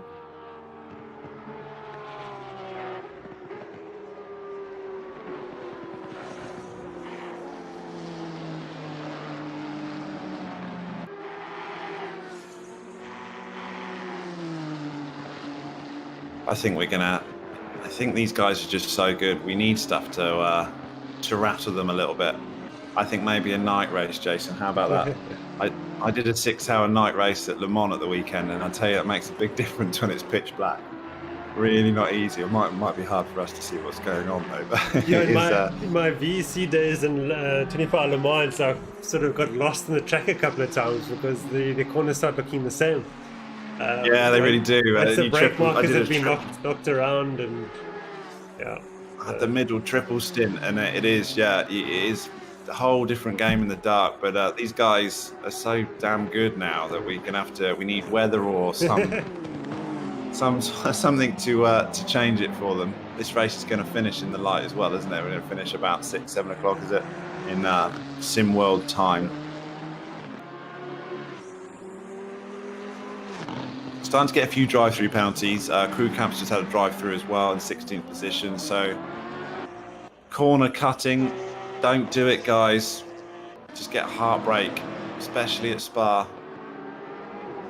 I don't know how lenient it is on the corner cutting here. A 1X is in iRacing a relentless round Spa. So easy to just drift wide, especially Eau Rouge, Pouillon.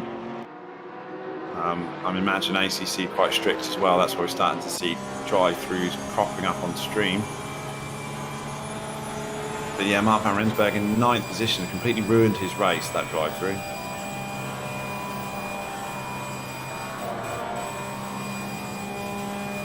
Marcus Stain's a bit harsh and says we should have a night wet race.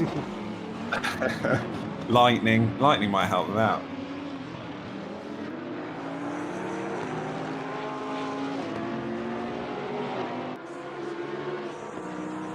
We should have a snow race in the dark. Bring your sparks. Yeah.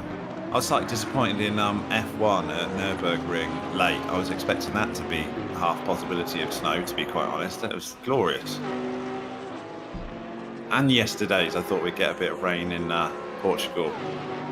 Had the best start ever to a Formula One race, and then I woke up for Hamilton crossing the line. So obviously wasn't a very good middle.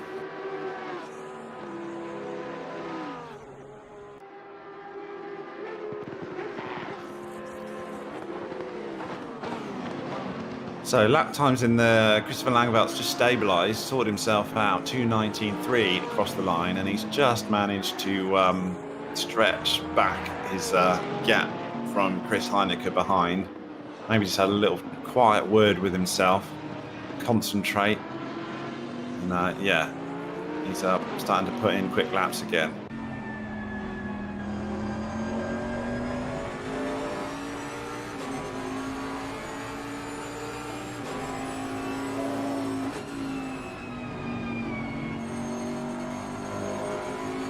Swanepoel right up the back of Jonathan Bentz. They're fighting over 12th position. They were very, very close, but Bentz has just Swanepoel just made a little bit of a mistake, and Bentz just stretched a little bit.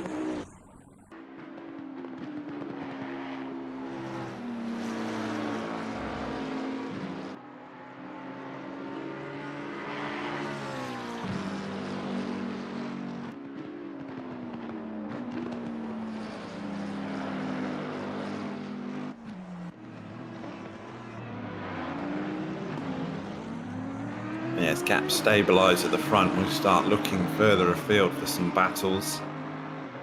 I picked up the Hannes van Wyk Henry Roux battle for 20th, just 3/10 in it.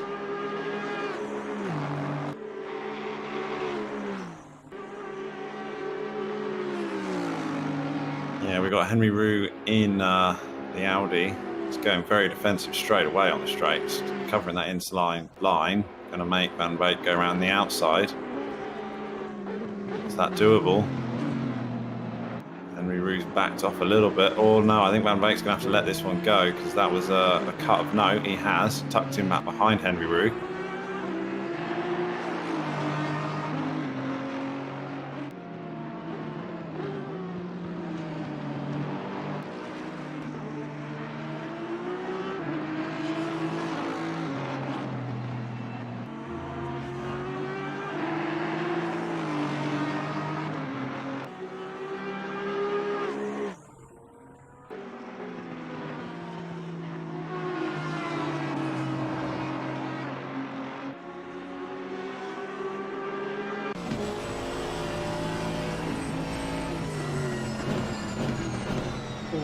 Van Wyk had to take a funny action, knocked her into the back of Van Wyk. Yeah, not quite sure what he's doing there really, because she's never going to pass there, is Hans Van Wyk. Could have been centered on the brakes as well. We haven't seen her pass there all evening. Patience at Spa, it's all about patience. Had a great exit there though.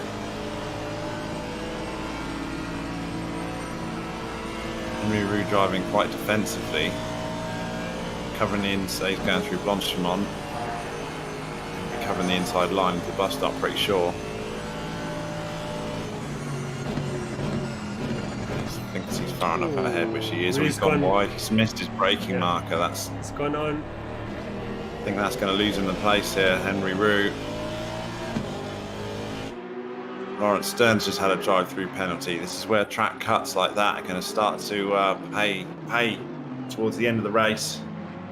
You do another one, and you start cocking up a drive-through, and that can ruin your race. So Hannes van Wyk's got the pass made, and will move up to 20th position.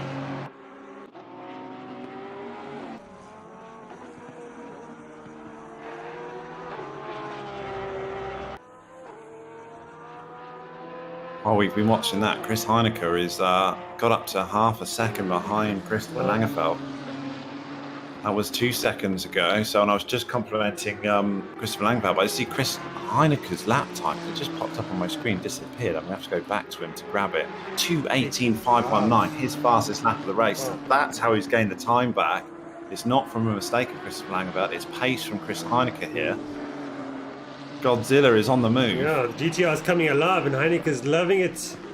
He's right with Langeveld, isn't he? Yeah, so Christopher Langeveld lap times were improving. He's gotten back into the 2:19s, but he was 7/10 down on Heineke last lap. So he's going to find himself under a hell of a lot of pressure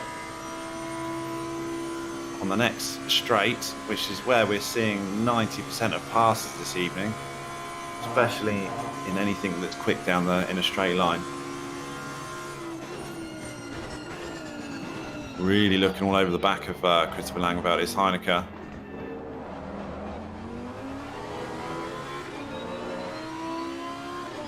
Gotta feel Godzilla's good in a straight line, isn't it? Yep, It's his should party be. piece.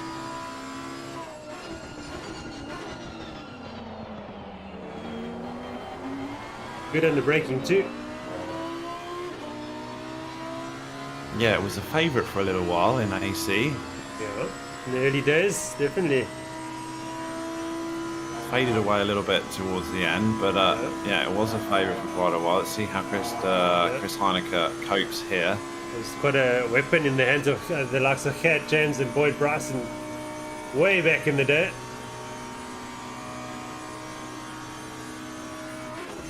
Heineke wasn't quick enough there. He didn't. It was a little bit scrappy through La Source and Eau Rouge.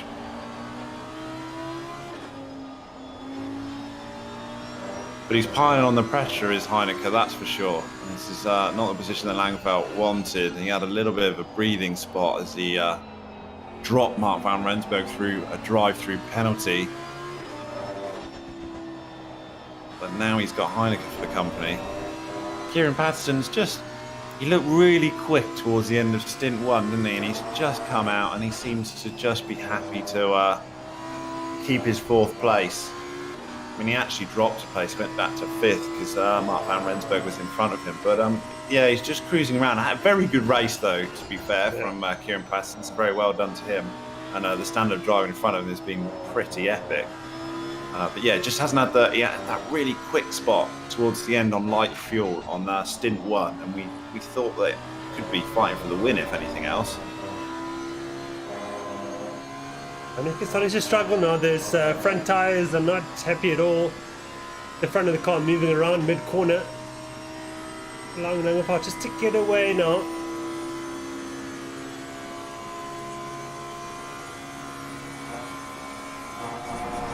I have to say, even Bashir Jadwat's not lapping at the pace that you really expect, but he's probably just managing himself, managing the tyres. 15 minutes left, 16 minutes this race to go.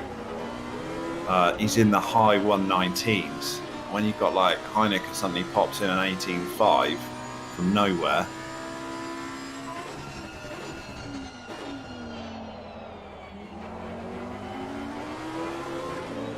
Another drive-through penalty for spammers in 15th place. So track cuts after 80 minutes. Really starting to clock some drive-throughs. We've seen quite a few of those now.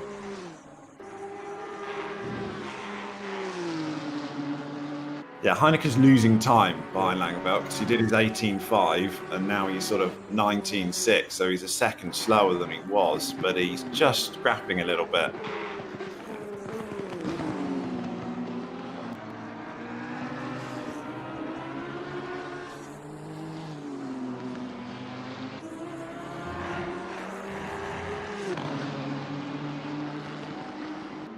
Langeveld was just a little bit quicker on that last lap. 3/10 quicker on that last lap was Langeveld over Heineke.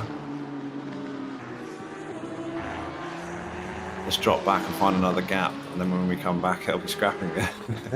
Lisha is all over the back of Gumda. 3/10 in it.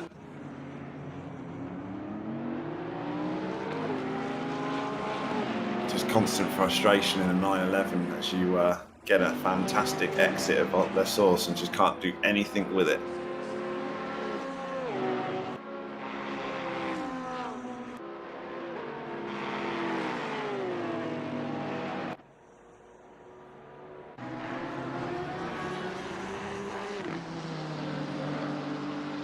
Certainly see, I think we see a lot more different characteristics from cars in ACC than we did in AC. I think it's a lot more dynamic. Yes.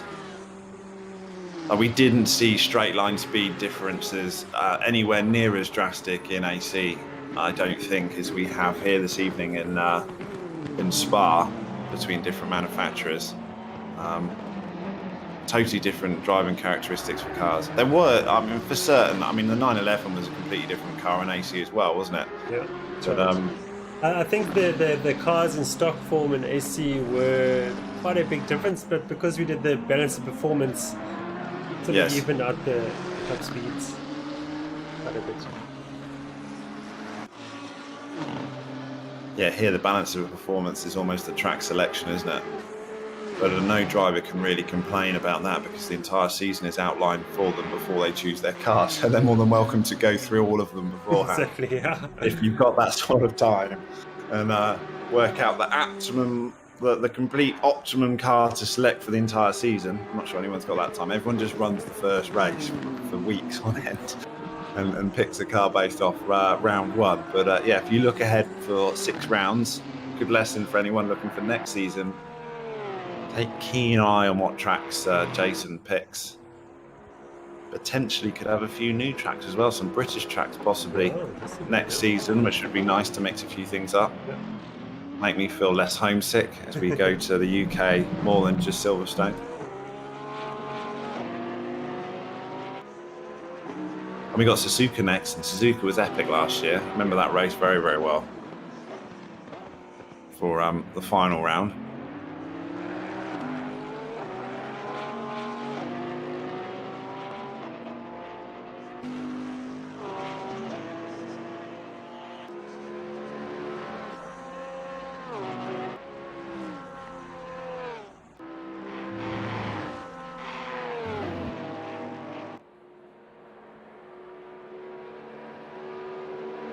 So just a few old timers. I just keep grab my eye on the leaderboard. And Nick Hodgson has got up to 6th position, and Leslie Oliphant started 18th, clawed his way back in a car that he clearly doesn't like on this circuit, all the way back to 7th. Very, very good drive from Leslie Oliphant, it has to be said. Very well done to him. It's a lot of places gained. Probably all gained with pressure. We haven't seen him make any passes. We haven't been keeping too keen an eye on Oliphant, but I can just imagine him hounding the back and people just dancing off the track for him. Name proceeds. It's literally you got a Jadwet behind you, isn't it? Yeah. In your mind, you want to drive the best you can, but yeah, it just tenses you up a little bit.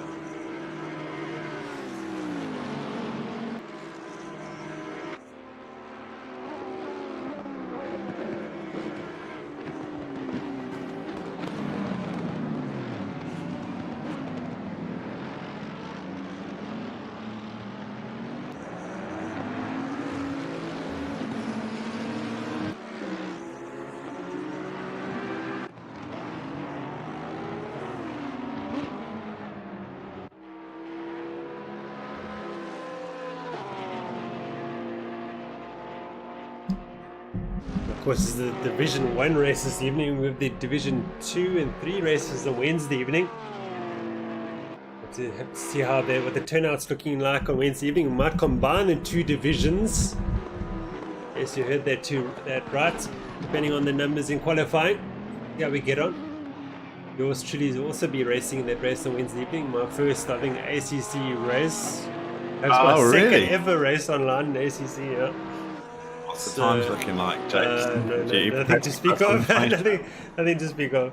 Okay. But yeah, just looking for a clean race on Wednesday evening. And yeah, you got a very bright car. Have you got an SRSA skin? No, not yet. I'm just using the Mercedes-Benz. To be honest, you should go around in like a cop car with flashing lights. Yeah, if anyone just pull off the circuit. Like a loud hail on the the boss roof. come in through. Yeah. Hey, you with the face. Yeah, we'll see how this goes on Wednesday evening. Looking forward to it. Very good. Goodness.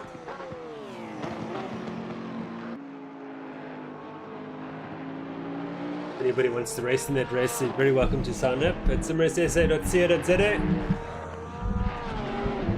Get back to your entry form as quickly as possible and see you racing on Wednesday evening.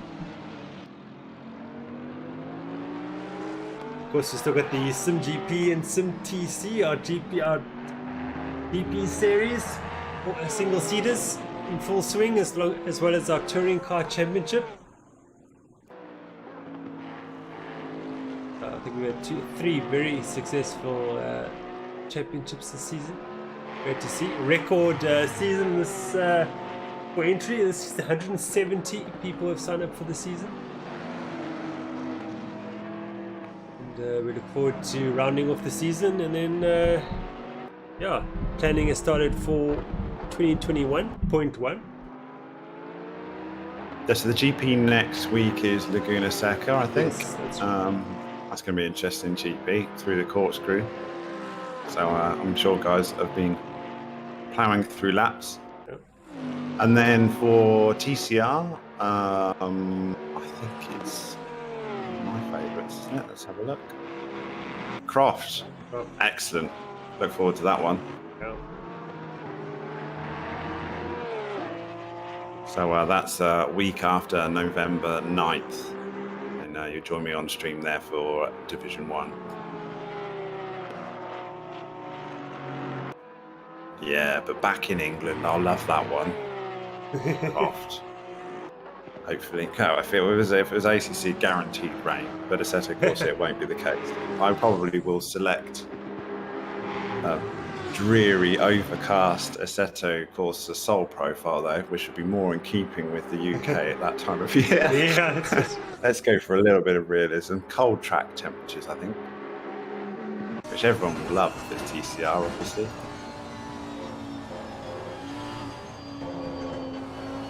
Oh, we have a battle, Daniel. It's over 8th position. Isherwood ahead of Van Rensburg. Just a second in it. Yeah, Van Rensburg fighting his way back from a drive-through penalty that's just completely wrecked his race, really. Disappointing.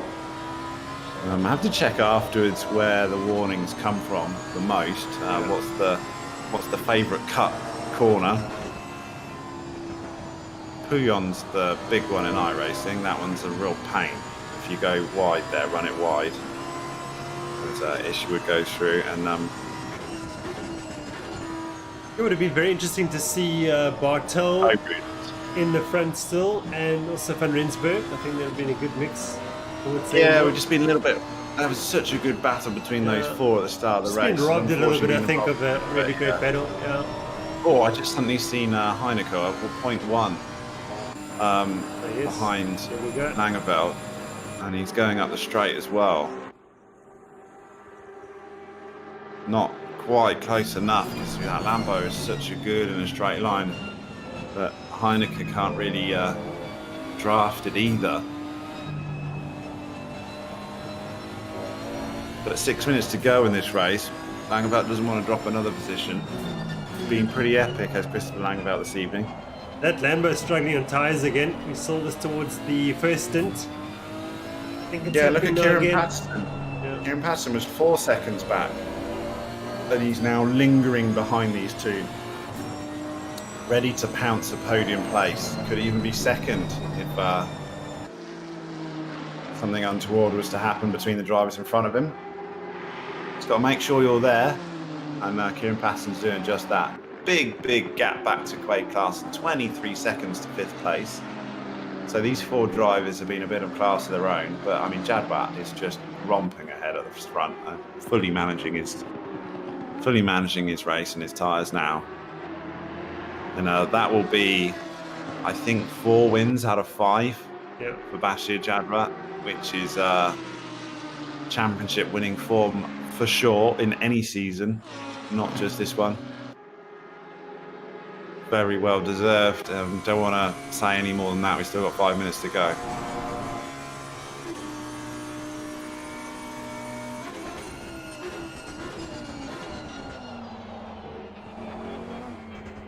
I think if he wraps up the championship this evening, we should give him free rein to try a different car for Suzuka.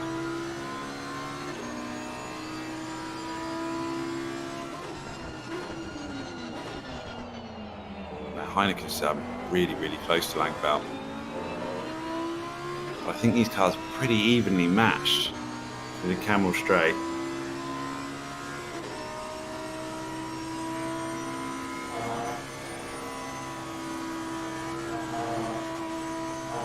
I think the corner cut is probably top of Eau Rouge Radion as well, isn't it? It's, Yeah, could be. you do that 3 or 4 times and you deserve a drive-through, really. It's a Yeah, Nissan Heineken just towards the can't end get of the close straight. enough. Yeah. Ooh. Yeah, just- Different approaches to that last corner. So evenly matched, those two cars, aren't they? They just go up in unison up that straight. Doesn't seem to be much benefit from a draft for Heineken, at least. No. Kieran Patterson, though, 1.6. He's right there, isn't he? Wow. Yeah. Every lap, he just gets a little bit closer. I mean, I think he's going to run out of laps, but he got, what, 2 to go. The Ferrari's incredibly good towards the end of the stints. Yeah, we saw exactly the same in the first stint, didn't Yeah. we? He's done a 2:19.2. So they sort of So, move their performance towards the middle of the stint and they look like a very quick car. Of course, we see that from 6:10. Zaire Essa normally during the season. yeah, he's the fastest man on track, is Kieran Patterson at the moment. Quicker than our leader and Bashir Jadwat, even by 2/10. So that Ferrari on light fuel is obviously a nice car to drive. Might still be enough to just poach a podium place. He'll see it. He's got 2 laps to do it. I think he needs a slight mistake from Heineken, I think.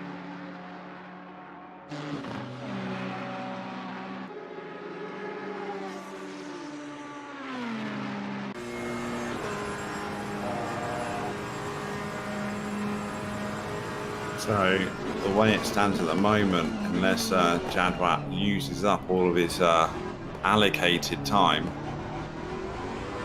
no, he might. This might be the last lap. It will be the last lap. He's gonna. He might cross it with Yeah, a few seconds. might be another one.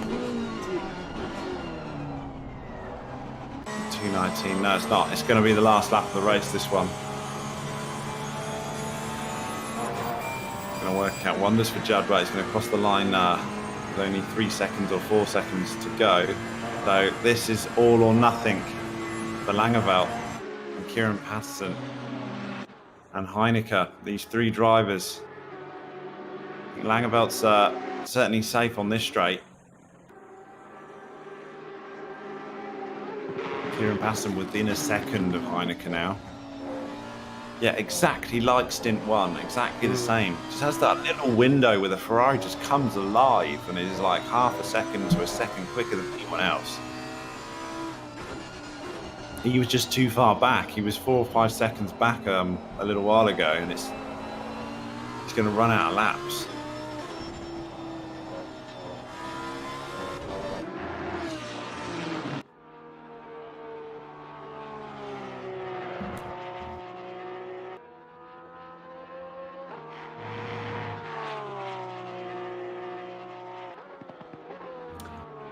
Sass, I think Spa's timing line is the Enduro line, the second pit entrance. But if it is the GP for a finish, then we will have another lap.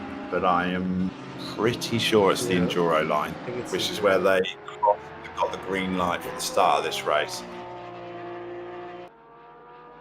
Catches everyone out every time. You watch GP and of course you watch Enduros and Turn 1's Eau Rouge. Here comes Jadwat for what we think is his last couple of corners.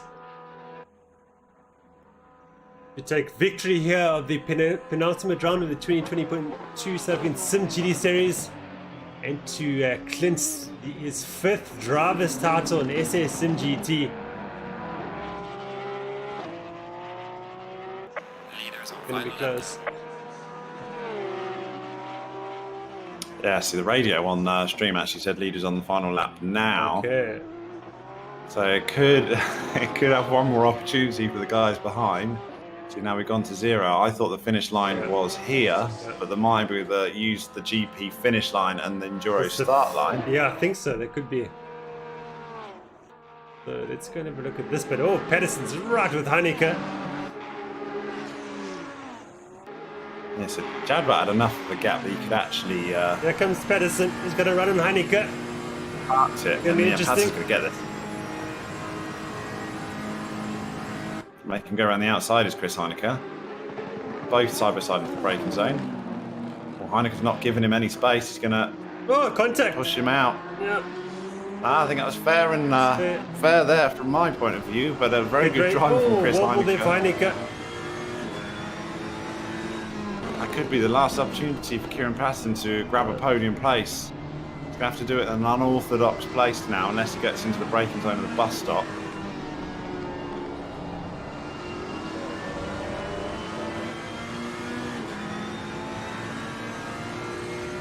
The Ferrari could be much stronger now.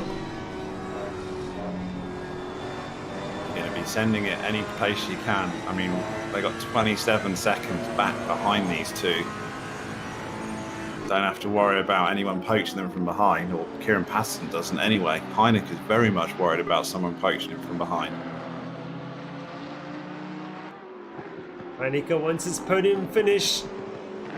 Yeah, it'll be very well deserved from Heineke. Whatever happens, he's had a fantastic race.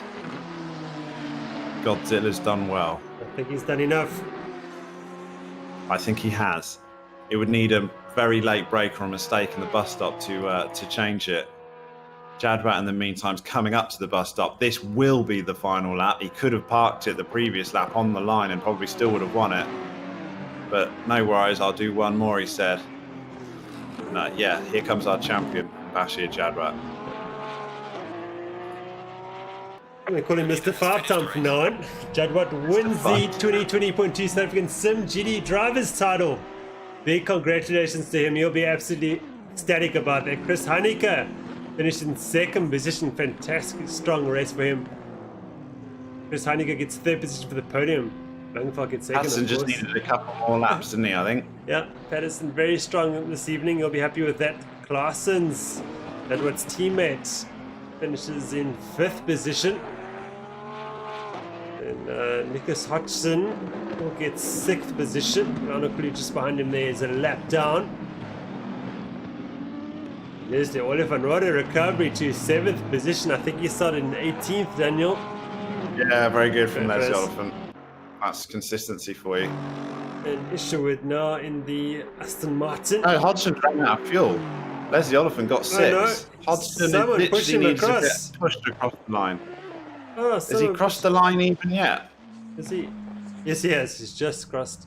Oh, literally 2 wheels across the line. I think he just broke the banner with his badge of his Bentley. Yeah. So he lost a place. Oliphant got 6. Isherwood to get 8th position. Good race for him. Mark van Redsburg. He'll be not happy about that drive-through penalty. He gets 9th position in the end. Devon Lisher. Hard race for him.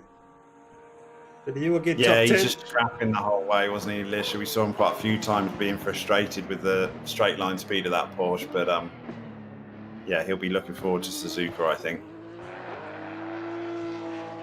Jonathan Bentz did well, up to 11th.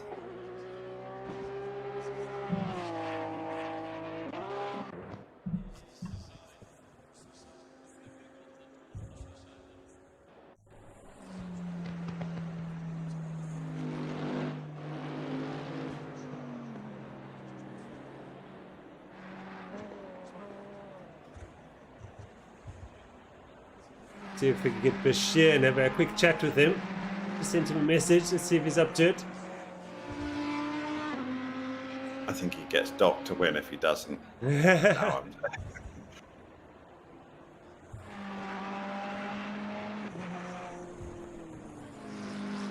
See if we can get him to come talk to us quickly. So we've still got Edwin Govender not crossed the line, so he's almost had to do another lap over everyone. No, he's finished now. He's in the pits. So that's everyone done.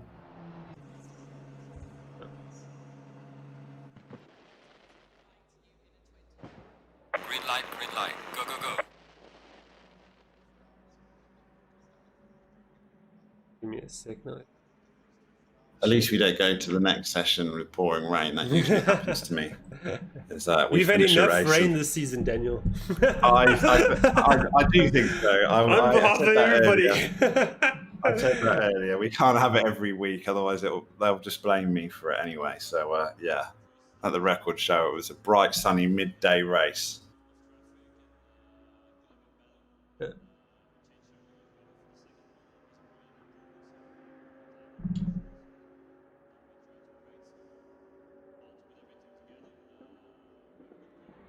give it a minute or two, see if Bash will come and join us. Got to pull himself out of VR and his rig. Oh, maybe, yeah, could be. It's not too conducive to good. Get on his phone or something. Yeah. We don't normally do interviews interviewing. with simGT, so it's probably a bit of a surprise. Yeah, good. But yeah, very good race, Daniel. I'm very happy with that. Yeah, so we go to the last round, and it's all to play for a win from people, but the championship's wrapped up. I wonder whether the team's championship is still there. I should imagine it's very tight. Yeah, I think it's grip pretty on close. that Yeah, TK. at the moment. So Clarkson's also had a very strong finish. Okay, Bash is going to come and join us. Just needs a minute, I think. He's up ready. Here we go.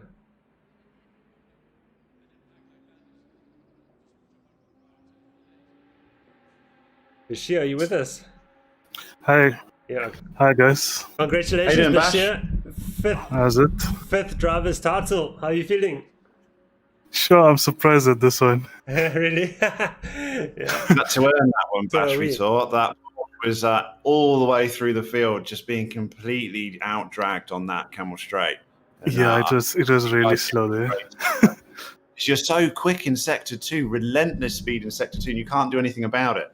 So we caught your pass in the bus stop chicane as Langeveld went deep. And we said at the time this could be a championship-winning pass, and that's exactly what it proved to be. Your lap after that was your fastest lap of the race. I don't know whether you knew that.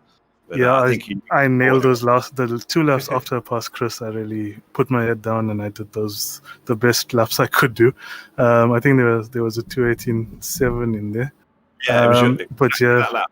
yeah, and before that I was happy to stay behind Chris. I saw that I was quicker in Sector 2 and Sector 3, and I saw him struggle on tires. So I was hoping that by the end of the stints I would, be able to make something of it. But fortunately on the second stint, I think he made a mistake, or he had some tire issues from the start of the stint. So it made it a bit easy for me. But I was very surprised at this race. I never expected to be in the top 10, let alone win this race. Yeah, we saw a lot of Porsches throughout the race. Like Leslie Oliphant qualified 18th. We don't see him there, and yet he finished 6th. So 911's just generally really struggling qualifying. The one lap pace was certainly down on the other manufacturers. But the consistency throughout the race and the pressure that you piled on paid dividends between quite a few drivers. Yeah, I went for a very risky setup. I used pretty much 0 downforce. I think so. It was 0 in front and 2 at the rear. So the car was more than a handful. But I managed to just keep it on track, and that's why my pace was a bit up and down in the first stint, but I was struggling to get a rhythm, and the second stint I managed to find a rhythm. So the second stint was a lot better than the first. But it was an epic race with Chris and who was the other guy in the Audi? He was super quick. I think it was his first race. Ross Bartel. Yeah, epic race from him as well. I think he made a slight mistake and that cost him, but he had some great pace as well. Yeah, and I think he went off at the top of Radion and into the wall, so he had to exit. Real shame, because it was a great battle between you top 4 for sure. Yeah, that's the trait of the Audi there. That Radion and the Audi is synonymous. But I was surprised actually, and even Chris did very well in that Nissan. So the Nissan is coming strong. So for sure. Jason's got a new nickname for you. Jason, what is it? Mr. 5-Time. Mr. 5-Time. Thanks. We'll get Ryan in Discord to give you a special symbol for Mr. 5-Time. We'll have to do something, definitely. It's a pity that Zahir missed the last 2 races. I'm pretty sure it would have been a much closer battle than it turned out to be, but I'll take it. You got to take it as it comes. I'm sure he'll be back next season. But what are you going to do for Suzuka now? Put your feet up and join us in commentary, or are you going to have another go for a clean sweep? No, I'm gonna have a go. I can't miss a race if I'm available. I'll give it a go. It's not a Porsche track, but we'll see what we can do. Fantastic. That's okay. Well, I tried everyone else. I did try. I tried to tempt him out of the race, but unfortunately, you've got him for Suzuka as well. All right. Thanks very much, Bash. Great talking to you. Thanks, Congratulations guys. once again. Thanks for the season. It was you guys are doing a great job. So keep it up. Superb. Well done, Bash. Congratulations. Sure. very Cheers, much. guys. Cheers, Bash. Cheers. All right, Daniel, I think it's a wrap on round 5 at Spa. Thank you very much for joining me. Yeah, thanks so much. We look forward to the final round. The championship might be over, but Suzuka was epic last season, it so was. hopefully we'll get another one of those. Absolutely. And we've got the Division 2 race and 3 race on Wednesday. Whether we combine the two or not, it remains to be seen. And I think we will have a stream available for that. So, yeah, keep an eye on YouTube at about 8:30 on Wednesday evening. So, yeah, until then, have a great week. And then next week, we've got simGP, of course, and the following TC. Then the final round of GP. And then, of course, us in simGT once again after that. So, yeah. All the best for now, everyone. And see you guys on the next stream on Wednesday. Cheers, guys.